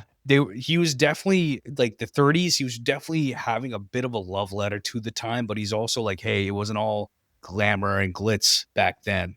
And we're about to go into the 30s again. I don't know if they're going to be so good. I don't know if they're going to be. People need to be people. That's all it is. People need to be better to each other. These people don't see the people 100%. in each other. They just see the beast. They see I'm the sitting here beast, writing. I'm they sitting here don't see writing. the beauty. You're fucking. But I got a question for you. Yes, you know sir. who should have been in this movie? Let's recast a role in Kong. I'm so have ready. amazing face actors. We've been talking about face actors for I have 2. I don't know, an hour and 20 minutes at this point. So launch me into your recast, old, new, relic. Who's in the Tony Mikell King Kong? I would say that it took me a while to think about who would be Jack Driscoll for a minute. I wanted to make sure that he didn't look like a movie star. And in 2005, Adrian Brody, he isn't what I'd call it. Fresh This is gonna be really funny. What I would call, or like the beefcake roll, beefcake, cheesecake roll. Beefcake is for guys, cheesecake is for girls. Yeah. But I casted Josh O'Connor as my Jack. What?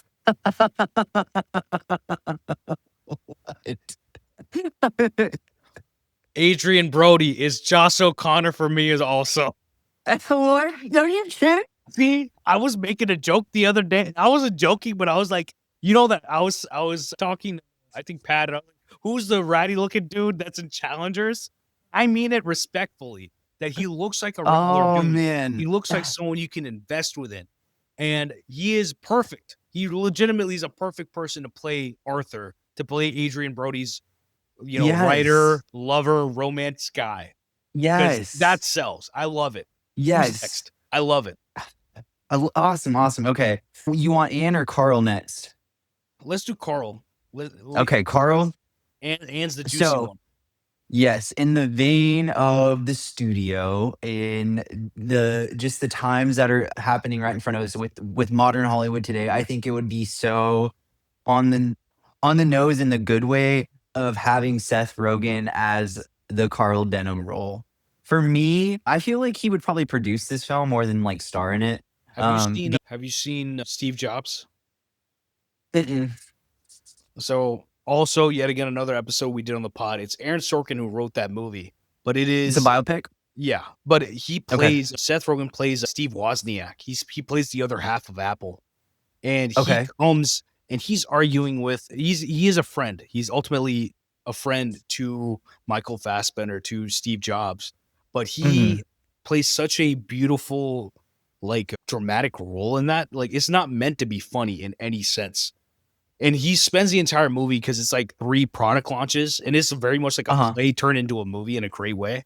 And the movie wouldn't exist on a stage, but it exists as a movie, and it is amazing in my opinion. I like those kinds of movies, and you'll love it. But it's like Seth plays such an intimacy and the dramatic perfectly, because he's like, I just want you to give credit to the Apple II team, because in real life, the Apple II is the reason why Apple even became a company with money, is because the quote unquote, like, according to Steve, the boring product that we put out, the one that became the thing that people put in their houses, is the thing that made them a consistently well-grown company. That is what gave them their basis. And without that, there would be no You know, even with, you know, there's a bunch of stuff that happens in the movie. You'll know what I mean, but he'll cook. Seth can do dramatic work. He doesn't get enough credit for it. It's not just the Fablemans. He's a great cast.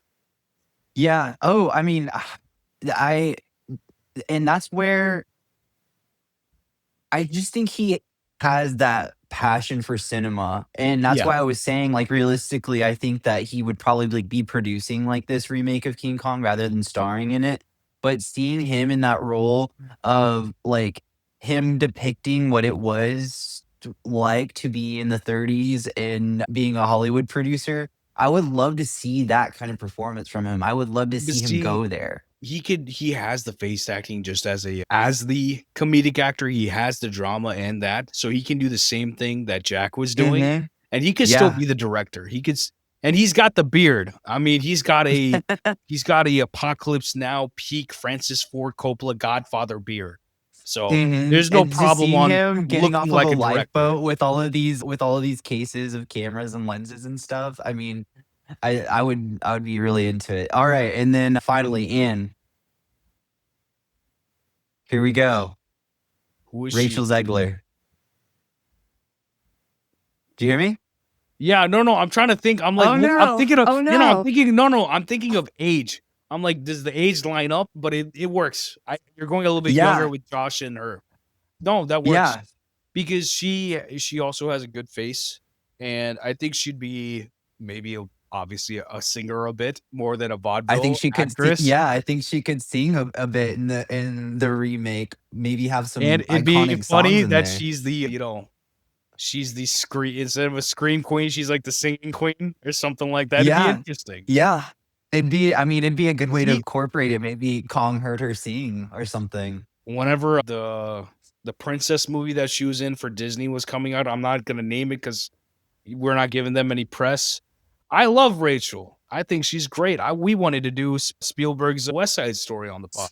Timing didn't Oh, work yeah? out, but like that's one of my favorite Spielbergs. That's what I love that movie besides one actor.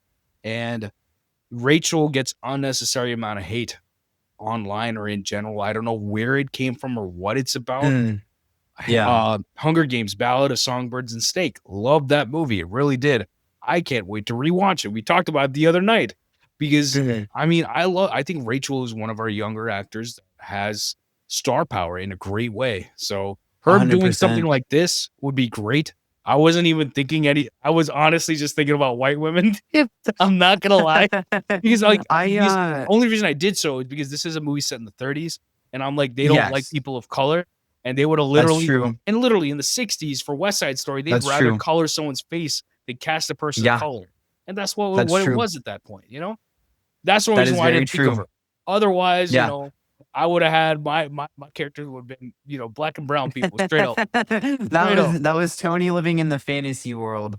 Which is fine I because I technically yeah. did do a modern recast, but did you have anybody else before I run into Uh, mine? no, those were just my 3, and I agree with what you were saying about Rachel. I want so the reason I put her in that role for me was that I would love to see like a talent like hers become like an be the action star, be the Naomi Watts of like a King Kong Yeah. 2005. I'm so excited to hear yours. So modern recast. I'm gonna go off the top with because I'll just go the way I have it written. The Darrow character, obviously Naomi. I thought of like the perfect person I thought of at first was Emma Stone, which I think is really great. But I ended Oh up going. yeah. This is a recency Oh bias. But yeah. I ended up going with Mia Goth Whoa. because because from the form factor of just the fact that you need someone who's gonna fall in love in a sense, love quotations with with the monster quotations yet again. And she does do that Mhm. in Frankenstein in a sense. I won't spoil the Yes. movie, but like in a sense she has like she's an eminence to her in that movie. And I'm like, oh, she could bring something special to the role of Darrow and it being somewhat of a scream queens kind of situation. I did go through a lot of other horror I actresses, but love that, I man. landed That's on Emma good. and Mia, but I went with Mia. 'Cause Okay. I don't know, my gut was going with that, so it would be Mia. Okay.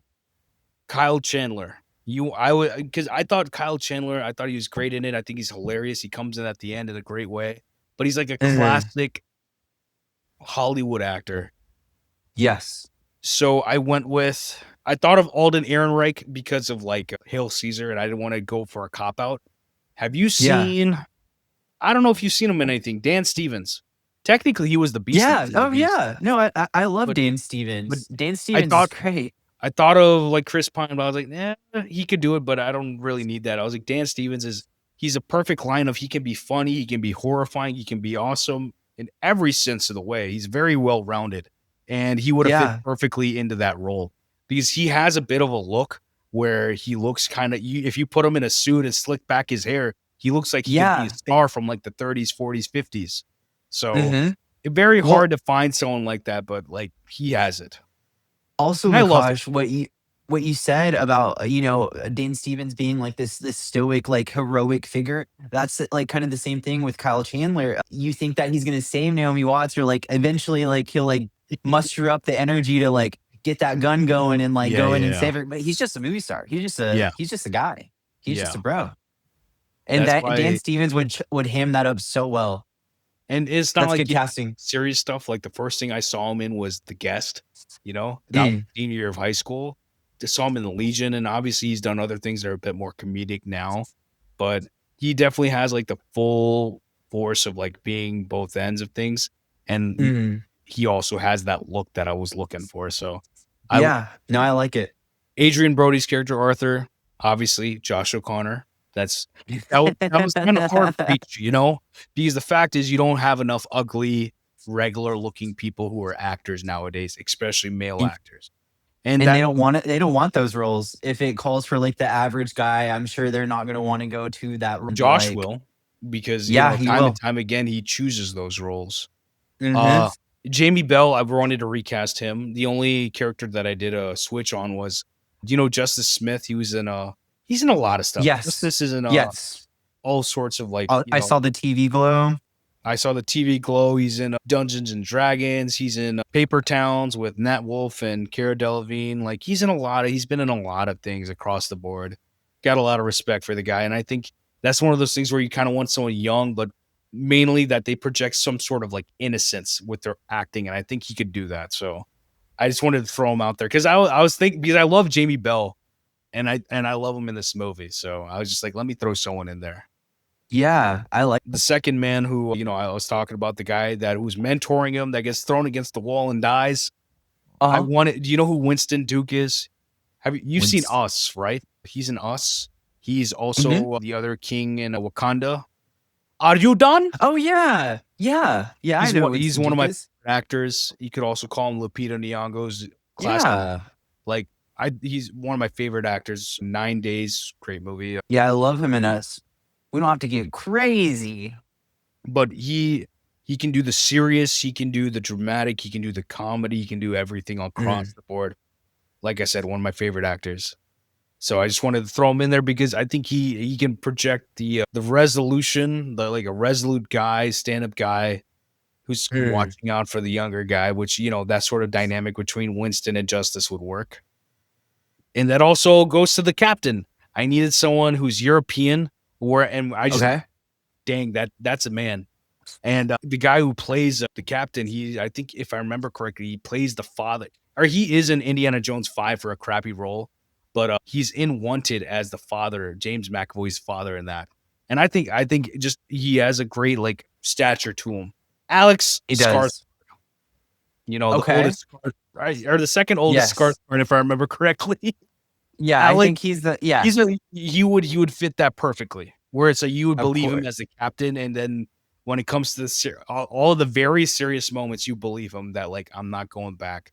I don't like Uh-huh. Carl. I don't want to doing all this, but we're gonna do the right thing to save these people, or this, that, and the other. He would play the captain really well, and I obviously like his that stock is cast. pretty big nowadays. But like Oh, even he yeah. would come and play a smaller role like that and have a lot of fun with it. 100% of it. Filmmaking, Colin Hanks. You just watched The Long Walk, right? So I haven't seen The Long Walk yet. Okay, there's a guy in the movie. I mean, I've known him for since 2017, but his name is Charlie Plummer. Great young guy. He would have played the assistant perfectly. He plays a bit of an antagonistic role in The Long Walk, but he was in this rom com called Spontaneous with the girl from 13 Reasons Why, Catherine Mm. Langford. He's in All the Money in the World. He's the kid who gets kidnapped in the movie. He has this movie Americana that came out recently, very good. So Wow, what a great year. like I'm a big fan of his. You know, he very Yeah. he's one of those actors that works very well but works silently. Very much like a a Josh O'Connor in a sense. So I would Man, just he's been throw on him a in. lot. Yeah, I'd throw him in on that. I Last like but that. not the least, I do have I have producers. I wrote down 3 people as producers as a joke, but the Okay. last real casting, Jack Black, I went with Jason Sudeikis. Because Jason, have you seen Ted Lasso or Horrible Bosses or anything he has been in? What are the Millers? Oh, and even if I haven't seen, like, just, like, the, iconic edits like that are all over social SNL? media. Yeah, Yeah, I've caught the, I've been a I've fan caught the since ep some SNL. of the episodes and here and there. Yeah. But the thing with Jason is that he's always been a great face actor, and Mhm. especially with, with Ted Lasso now, there's also a serious side to that. So it's like Mhm. he could do all the face acting Jack has done, and you would believe him. You'd like he literally plays a coach in Ted Lasso, where the Mhm. whole premise is that these people don't like him, but they like him, and then they follow him into war, into trying to not get relegated or whatever's going on with the story of sports. But it's the same sort of role that Jason Sudeikis would have to play. That he's supposed to be this charismatic guy to some extent that is kind of falling and fumbling through these circumstances, trying to act like he knows what he's doing. And I think he would Mhm. do that extremely well. And I thought of Bo Burnham also, but Bo, I don't know if he can do the comedy or the little bits that we need because I love Bo Burnham in general as a person. And I Uh-huh. think he would excel in some ways, and other ways he wouldn't. He'd almost be maybe a little too serious, and you kind of need a little bit of levity with Carl. So I just went with Jason Sudeikis, and I love the guy. I love his I think work. that's a good cast. I think that cast would sell the entire movie even if it wasn't to the grand scale of, Weta producing, like, a fully digital New York City or, Yeah, completely mocap like Kong. yeah. So the producers, I might get canceled for this low key. The producers sitting in the room smoking the cigs, telling them that we're gonna fire the guy, Uh-huh. Dennis Quaid. And you literally have the Okay. substance on your fridge right now based I off the do. substance. Yeah. Alec Baldwin, 30 Rock inspiration, you know? And last but not the least, Tom Cruise, Les Grossman, Tropic Thunder. That's your producer lineup of horrifying men.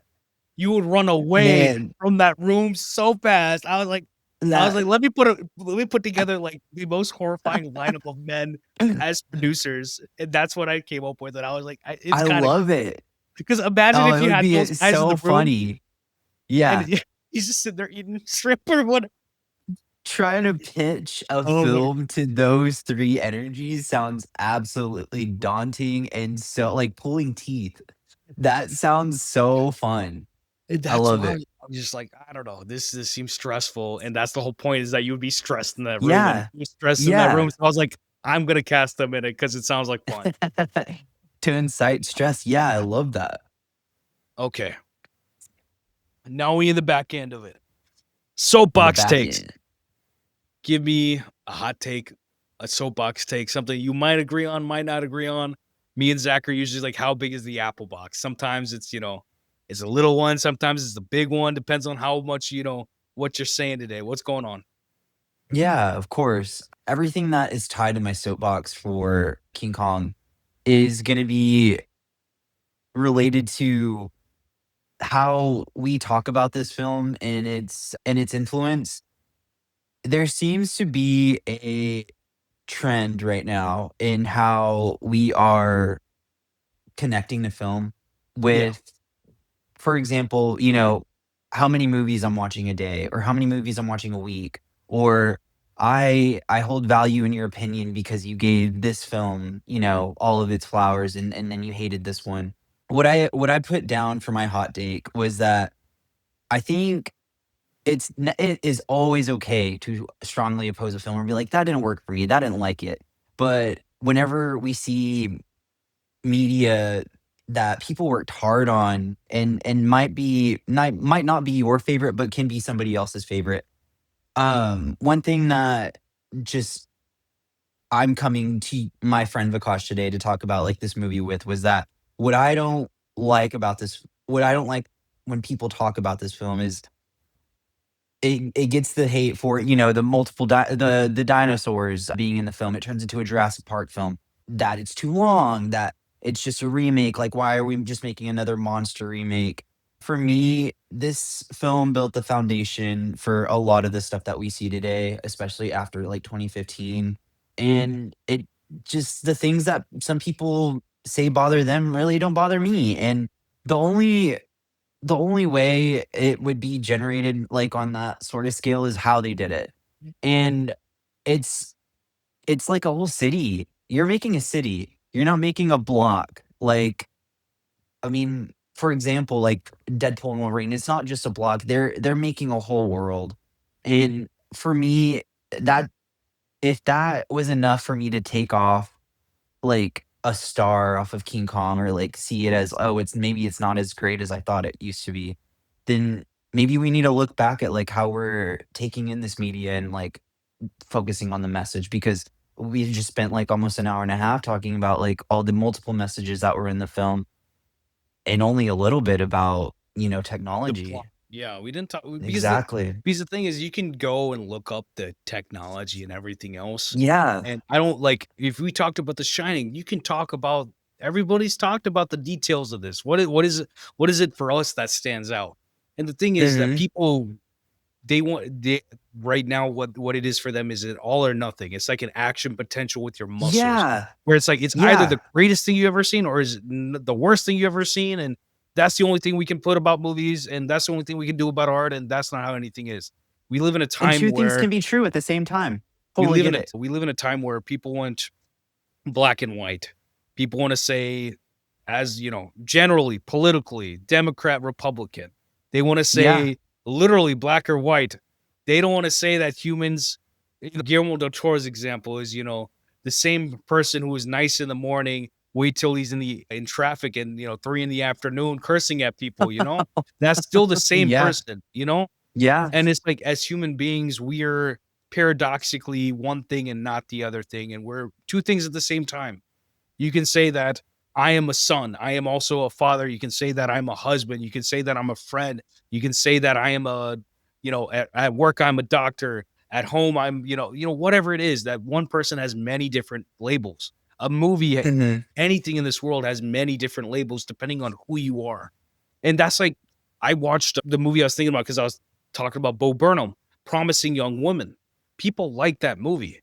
I don't agree with the third act of that movie, but I know that people like that movie. People respect it. I don't see anything positive coming from me being like, I didn't like that, to go say that you liking it is you're wrong for that. You know, Yeah. whether you Yeah. believe something or if you believe something positive or you believe something negative, do it with your full chest. I can say Yeah. that Deadpool and Wolverine, why does it not work? We see him reunite with Laura, with his daughter, and the emotion behind it is non-existent. I can't even tell you the dialogue that happened between those two characters sitting by the fire. Like the moment, the scene might be a good situation, but the Mhm. emotion's not there. And the Ultimately, way they wrote it out, the way is like it's I'm so sorry. I didn't mean to no, cut go you ahead, off, pick it Akash, up. but it's what they say is that it's the way they write it is how it's not this Wolverine, it's not this Laura. So it's okay. You know what I mean? It's like, You know what that is? That's a cop out. uh, You know how like in modern exactly. movies they'll be like, "Oh, no It's a phones." gut punch. It's a Yeah. like they want to say that it is a gut punch, but the emotion didn't work for me, honestly, right? Or else No, I'd be because positive about it. they're like, yeah, well, there's not any emotion there because this isn't the same Wolverine as this Laura. So, but no, Cop guys, out. it is the same because these are the characters that we watched. And when did that film come out? 2017? What? Logan? Yes. Logan? Yeah. Yeah. I mean, those are the characters. Yeah, That's Daphne King if the last time I checked, like, yeah, in a Deadpool and Wolverine film in 2023, 2024. yeah. But, yeah, I'm 100% with you. But Us yeah, getting I mean, mad? because no, you see when you listen back to the pod, you'll listen to like me and Marley talk on like Dawn for the Planet of the Apes or something like that, and we talk about Mm, media literacy and the fact that if you engage in art, you also are engaging in empathy.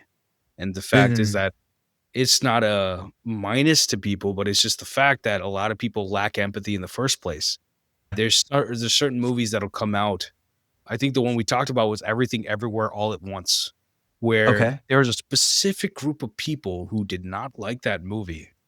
Mm, And did they have a reason? Did I ever hear a single valid reason of like this emotion didn't land for me, this didn't happen? No. They just didn't like it.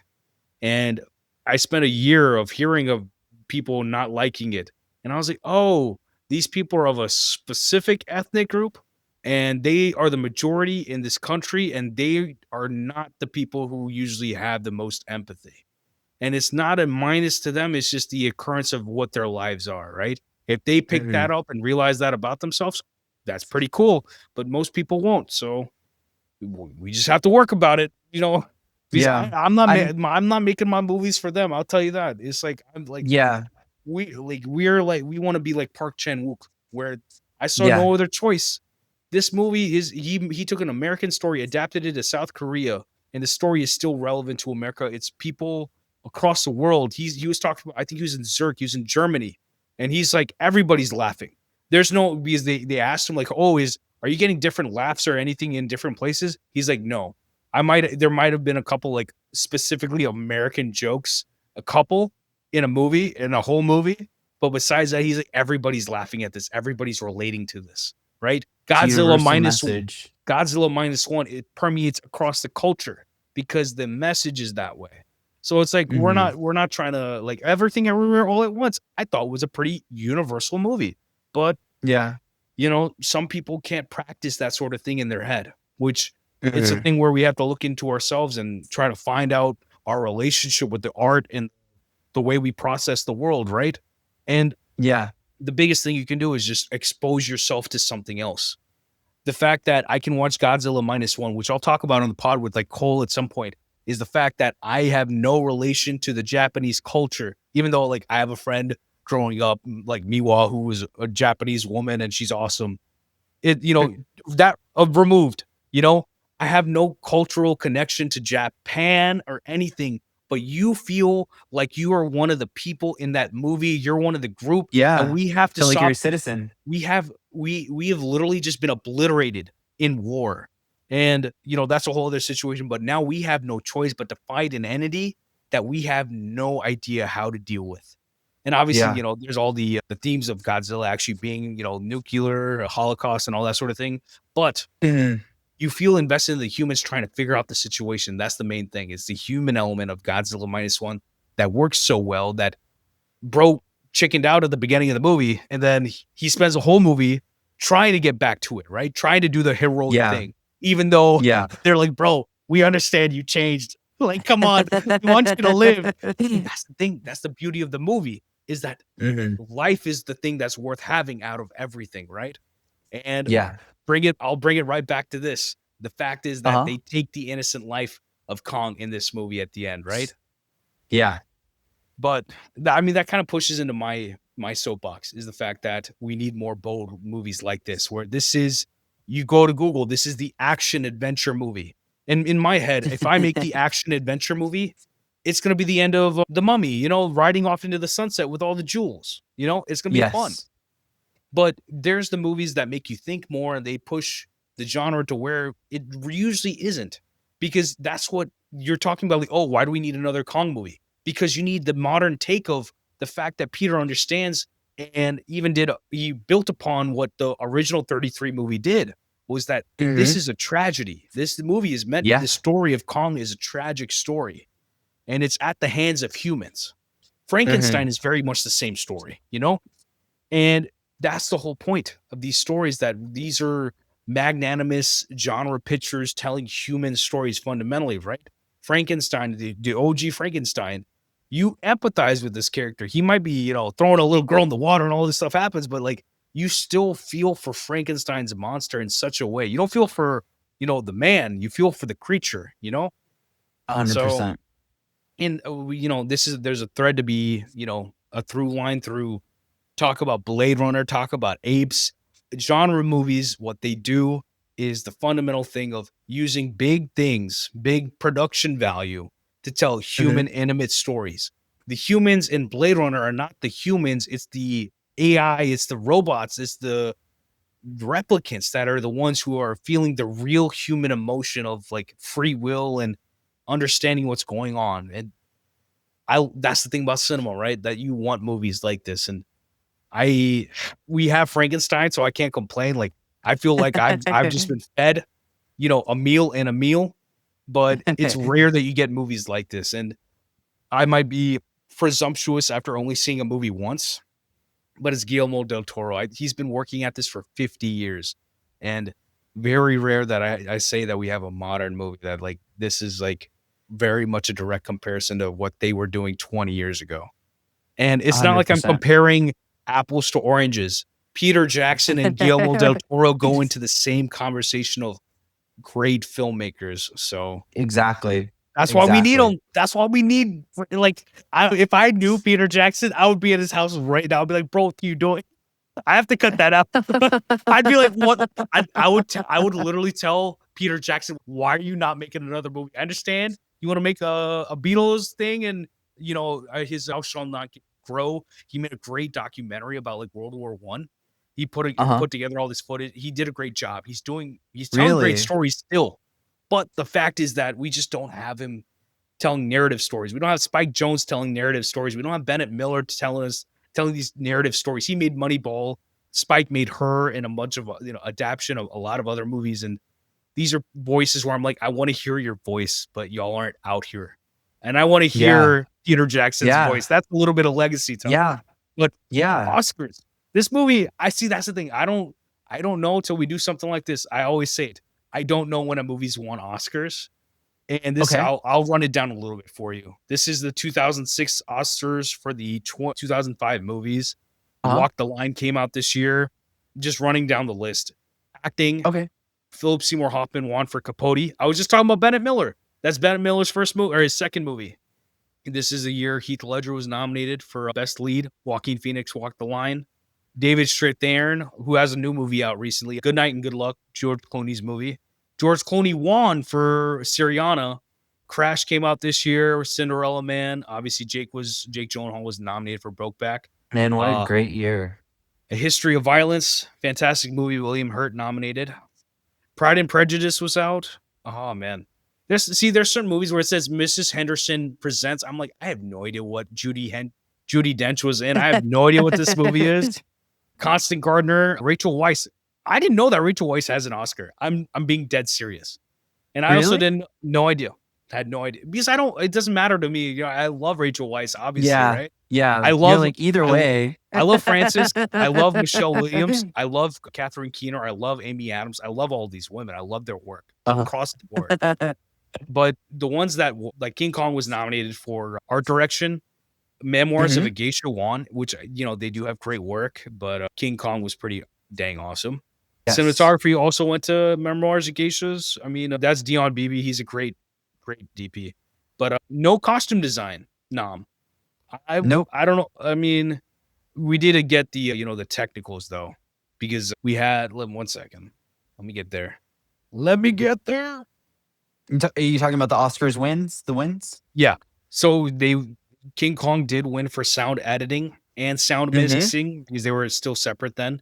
And I mean, the sound obviously in this movie is fantastic. And they did ultimately win visual effects, which, I mean, considering what year this is, I did talk about this year that, like I told you, right? I was about to say Rise of Skywalker. I don't know why the bad movie comes to my mind. Revenge of the Sith came out this year. And the visual effects were crazy in that movie. I don't know how they didn't nominate that, but obviously there's always a political thing of like, what people think and where it is and all that stuff. But like, there's definitely some would have argued for that, which I'm sure I did, like 6 months ago when I did that pod. Mhm. What do you think about the Oscars this year? They did get 3 wins. King Kong, but it was like Yeah, it's something where it's like a Mad Max where it's like they pick up all the technical noms or technical yeah. wins. I mean, I wanted to go straight to learning about what this film received, like, accolades-wise, and I'm just happy that it was able to walk away with the best visual effects. I They also got a nom at the or they actually won at the BAFTA Awards in 2006. Best Action Movie, Best Director, Best Actress, and then at the Saturn Awards for Best Visual Effects, and then multiple awards at the Visual Effects Society Awards, of course. But Like, I like um, those are the ones I usually look at. I don't really talk about it, but yeah, I do look at the Saturn Awards because that's like mhm, it's skewed towards the action, sci-fi, that sort of thing, and yeah, going on for a while. So back when I was in yeah, high school, I would look at their awards and be like, "What movies have I not seen? Let me like get out of my comfort zone a bit and like watch these movies." And that's what I dude, mean. I'm freaking out That's a because I good, used to do the same thing. I'd be like, I need to watch that because it won an award. It won a Saturn but it's award. like I mean, that's the thing about like certain like not all awards, but like awards are Uh only huh. good to like put a eye on your work. Like Denny Yeah. Villeneuve and Roger Deakins would have never met if Roger wasn't presenting an award for the Oscars or something for Ensemble, which Really, I don't think you've seen Ensemble, but like I haven't. crazy, crazy good movie, crazy great movie in my opinion. Hard watch, but like there's Okay. like these two, they worked on like 4 movies together or something like that. And it's Mhm. like it literally could be something like this that brings you together even with, the people you're supposed to work with, on that scale. Because like there's no Blade Runner 2049 without Denny and Roger Deakins together. So I mean, like the Oscars, I mean, like I'm not really arguing for any other nominations in a sense. In Not a weak really. year, No.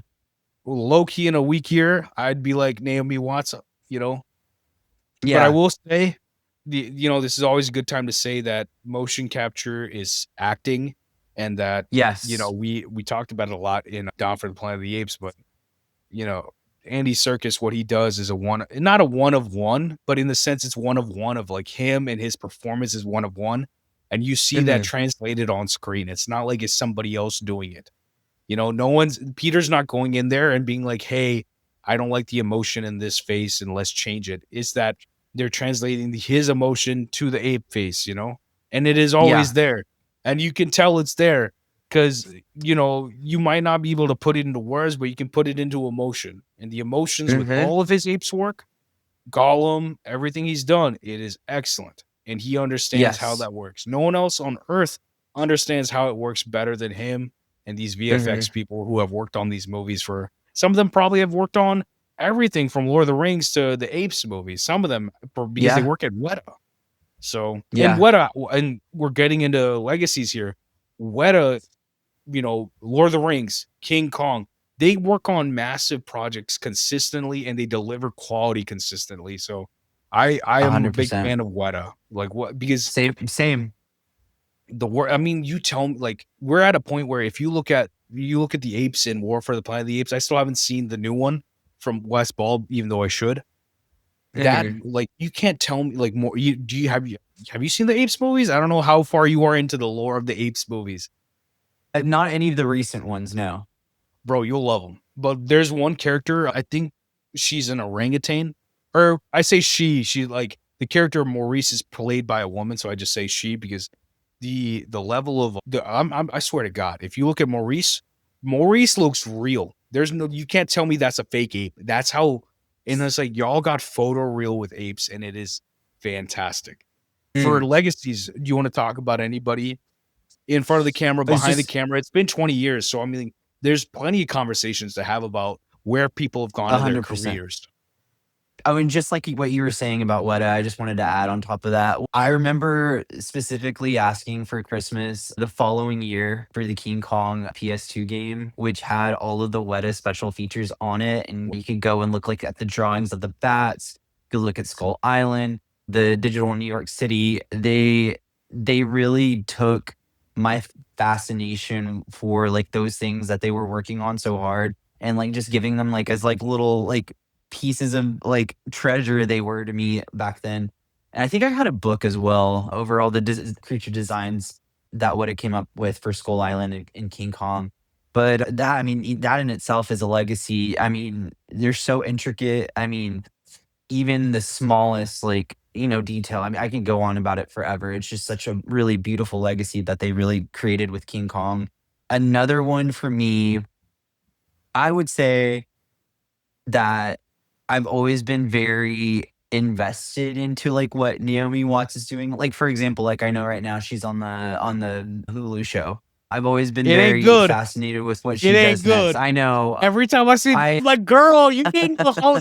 Actually, real fact that I found out recently, when she got the offer for King Kong, Mm, the person she asked for advice, like, hey, should I do this, was mm, David Lynch.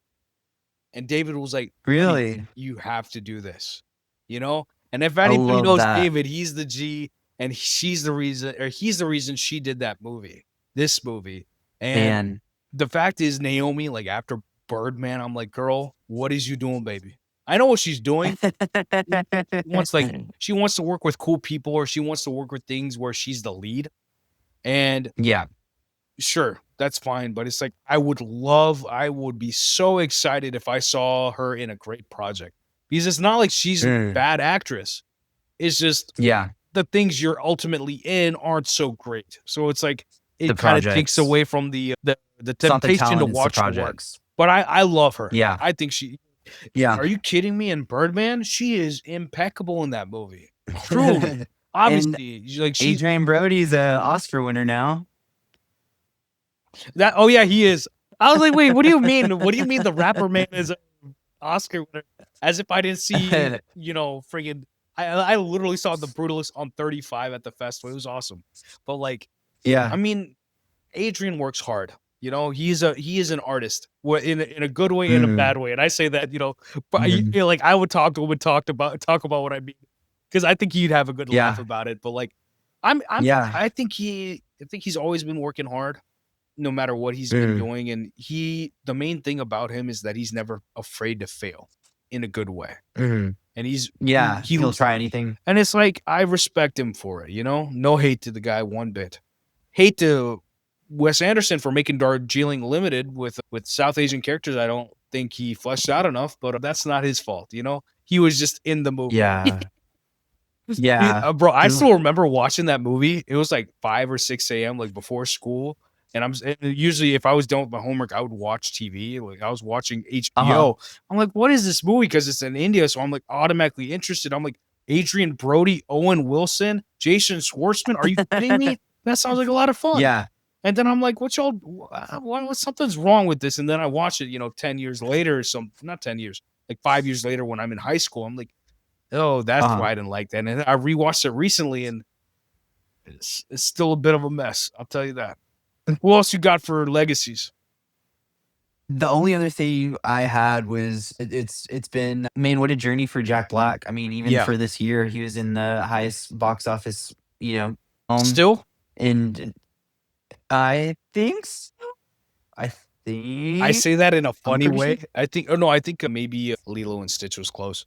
Naza 2 Oh, probably okay. beat it out, Chinese movie. Yeah, yeah, yeah. But yeah, but at least for Um, America, Minecraft was massive movie. And yeah. I mean, it's the guy who made Napoleon Dynamite. I still need to watch. I watched the first 5-10 minutes. I'm like, this looks fun.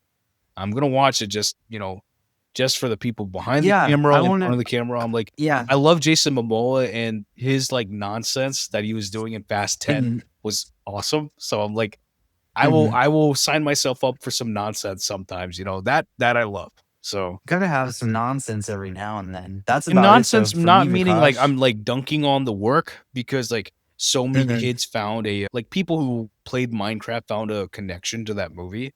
And we mhm. need movies that do that. But how do you do that with things that are not IP? That's probably like where we need to go at some point. But I'm not complaining about Minecraft making a bunch of money, because we need video game movies. We really do. And that's a video game movie. And, much to some people's chagrin, I'd say to my happiness, that they made money making one of those movies. So we're going to get more movies like it to some extent. We would just hope that there's a little bit more quality, you know, a It's little true. bit more Yep. quality. That's, I mean, in terms of like the Just a story tiny little itself. bit more. But I love Jack Black. I've always loved Jack Black's work. So I'm always rooting for the brother. Who else you got? This is funny. For my overall ultimate legacy for this is I wrote down Peter Jackson. This was his baby. He always wanted to make this film. We were talking about that at the very beginning. Yeah. And that's the thing is Love like it. Peter, I actually I got a good legacy thing about it. So before they made Kong Skull Island, many years before it, like let's say 2013, 2012. Do you know, have you seen You're Next? Adam Wingard. He made the guest I also. haven't seen it, but I know of it. This is a slasher. I actually like it. Which, you know, for me, liking a slasher is pretty rare. But I'm intrigued now that you found that you like. Adam Wingard, he actually made like the last couple like Godzilla movies. He was talking about it like recently that before, when Universal still had the rights for King Kong in 2013, Peter Jackson wanted to make a sequel to King Kong. I don't know what, but he definitely was trying to do something with them. And sometimes these things can be, you know, Wow. I'm trying to like do something for you also, you do something for me, like I want to make something my own. But, you know, he obviously was interested in it. And the only reason it didn't happen was because Warner Brothers got the rights, and then they started developing Kong Skull Island instead. So wow. And obviously, I know that. like I told you, like since after The Hobbit, he's made like since 2018. It's been like 6-7 years. My friends' kids are older than this, you know, like these are younger than this. Jeez. But the fact is that he is just making documentaries now, and he will put it this way: Guillermo del Toro, he made Pan's Labyrinth. He ain't got to make another movie again. Peter Jackson made Lord of the Rings. He ain't never got to make another movie again. You know, these are crowning achievements of cinema in the 21st century. And those sorts of people, I'm like, you can never make a good movie again, and I'm still a fan of yours. And Peter Jackson has that. And it's not that he's not making good movies anymore, because his docs are great. Marley just watched his Beatles doc recently for we have another buddy, Kale Youth Critic Pod. They just they're covering all of Peter Jackson's movies. I'm sure they covered Kong. But yeah, that'd be interesting to check out. We love Peter Jackson. I would just hope that he makes narrative movies again. And it could literally be $5 million movie. I don't need you to make some splurgy $200-300 million movie. Make any movie. Nah. You would make, you know, paint drying on a wall interesting, because that's the sort of filmmaker he is, because he understands emotion. And we live in a time where a lot of people don't. So I would hope that he would make more stuff again. His wife and the other writing partner that they have, Fran Walsh and Philippa Boyens, they all wrote, you know, Mortal Engines recently. They wrote the next, you know, they made an animated War of Rohirrim. Rohirrim is like a Lord of the Rings movie. They have another Lord of the Rings movie coming out that I think Andy Serkis is directing. They obviously wrote they wrote the Hobbit movies. They wrote the Lord of the Rings movies, but mainly here today, they wrote the Kong movie. And they're, you know, they've been working together for 20 plus years. And these people, they're awesome. And these, you know, this is out of 3 people, 2 of them are women. And this is something that's commended. We don't talk about it enough. Absolutely. And I'm going to talk about it again 100%. When we do Fellowship of the Ring with Pat. Like, me and him will talk about it, that these women were adapting and doing work that is still emotionally relevant, and they don't get enough credit. And yeah, they made Immortal Engines that didn't work out, but like I said, they still made Lord of the Rings. So I love them. That last 2, James Newton Howard. Bro cooks. He always cooks. What am I supposed to do? The man just keeps getting better. That's what it feels. You know, some the composers like James Newton Howard, especially this early 2000s period, was peak performance of like emotional work. So I'm always a big fan of James Newton Howard. We talked about him, I think, with Marley for, was it The Village? And, you know, he was Batman Begins. We were supposed to play the film score game. I have one of his tracks on there, you know, that sort of thing. You know, we love him. Heck yeah. And the last one, I wanna end on a little bit of not a it's not a dour note and for me by any means. I wanted to give the flowers to Andrew Lesnie. Lesnie is the guy who shot The Lord of the Rings. He shot this. He shot all of Peter Jackson's work, from the Lord of the Rings movies and on till he passed away. His last movie was actually 2014, The Water Diviner, with directed by Russell Crowe of all people, and I really enjoyed that movie. And I think he was Peter Jackson's biggest collaborator besides Fran and Philippa, his writers. And the fact is that this movie does not work without Andrew Lesnie. The lighting that he did in King Kong, you have every Mm. single CG environment. There's so many CG environments in this movie, but there's never a moment where I'm like, "Oh, the lighting is off. That the lighting doesn't match. This doesn't feel like it's in the same place." And to have a $200 million budget and to come out consistent the entire movie across New York at in day, New York at night, like the island on the boat and everything else in between is a seamless piece of work. So, like I said, I could not think of like a real MVP for this, and I usually go for a director or something like that. That's usually my best case scenario. But today I am going with Andrew Lesnie. And the fact is that without Andrew Lesnie, you have no consistent visual for this movie. And I mean, obviously, Peter Jackson has a big hand in it, with the VFX and everything. But to have the lighting consistent through everything and to make it feel like a movie, like when you're talking about the scene at the end, they're shooting in the back of the boat and there's a sunset going on. It's like it's so easy for that to look fake, and it doesn't look fake to me. And to say that's the case, even after 20 years, it's such a beautiful thing. And Andrew's not with us anymore, and I just, the work he's done is irreplaceable. So I just wanted to give him his flowers. Who is the MVP for you for King Kong?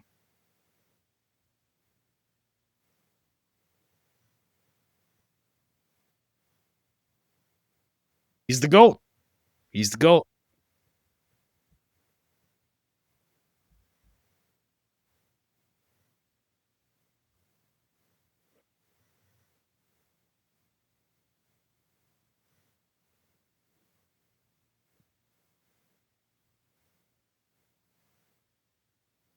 Yeah. No, I've always had a love for Peter Jackson, even before I even knew his name. I was always watching Two Tower, like the Lord of the Rings movies. I've been a fan since I was a kid, but it's like I gotta like turn around the DVD and be like, "Who's Peter Jackson? Who is this man? I don't know this man. I'm gonna go find him now." And that's the first one for me was like a Spielberg when that happened, and then slowly I've been gaining a lot of interest of all these people who've all affected my childhood. So yeah. Honestly, in a big way, which we will be talking about very soon on not the scenes that made me, but the scenes that make Tony. So, before we do that, do you have any movies that you'd recommend for anybody? Movies, projects, anything in the middle, you know, off of King Kong? Mm,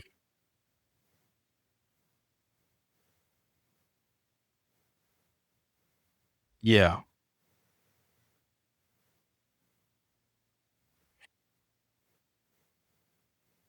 yeah.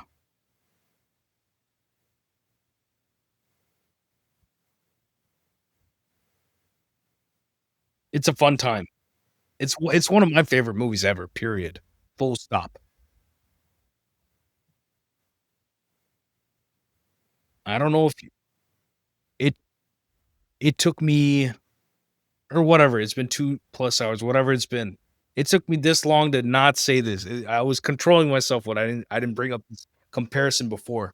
My recommendation is Babylon, Damien Chazelle's Babylon, because both of these are set around the same time. The themes and what they talk about when it comes to filmmaking and everything in general is pretty relative.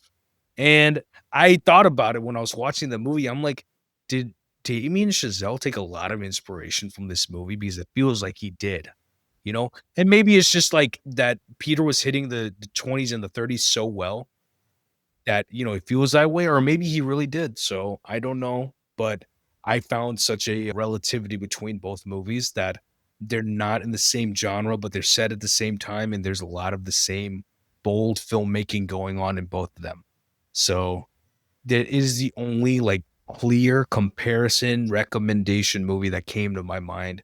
And obviously, you can go watch Kong, watch monster movies, kaiju movies. It's talking about Del Toro, Pacific Rim. I love the first one. Don't watch the second one. It's trash.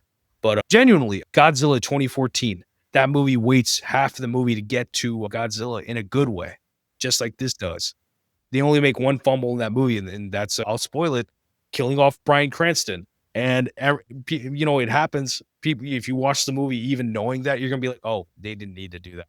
But still a great movie, in my opinion. But yeah, go back, watch monster movies, have a good time. But remember, watch Frankenstein. That was talking about. I love the original Frankenstein, the original Boris Karloff, the horror movie, like the Mummy and everything.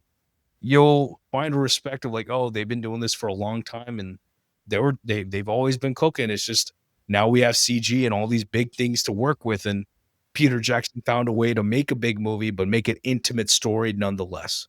So big ups to the good filmmakers that we love. Any closing thoughts, Tony, before you tell people where you can find you?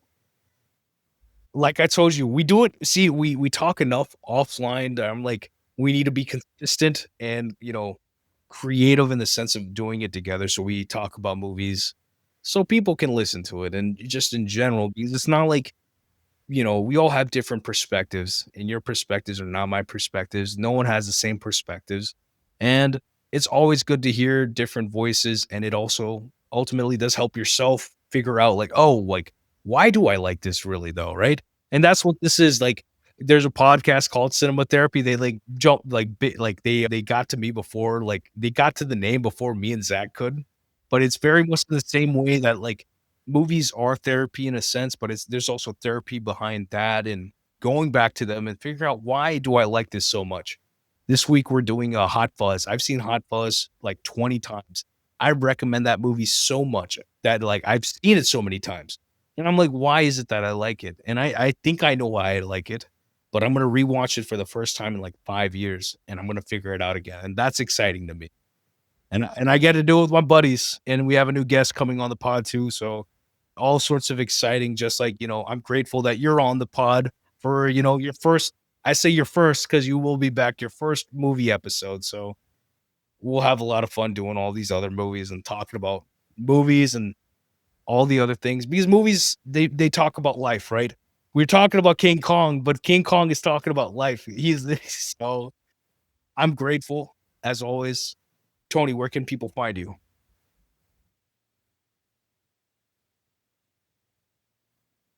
There you go.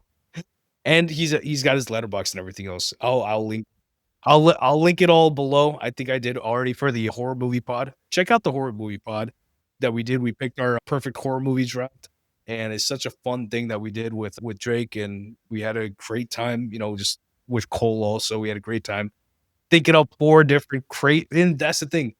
I talked about the fact that we all have different ideas. We had the same format. We all made 4 drastically different horror movies. So it's like we all have something to offer to this world, and creatively we all have something to offer, which I'd hope that people see for themselves and do themselves, because no one's helping you, no one's coming to save you. You just got to do it. I don't know why I'm trying to be inspirational at the end of this pod. How we leave this pod. All I say is peace and love, because that's all we need in this world. So, peace and love. Tony will be back at some point, and we will see you on the next one. Bye.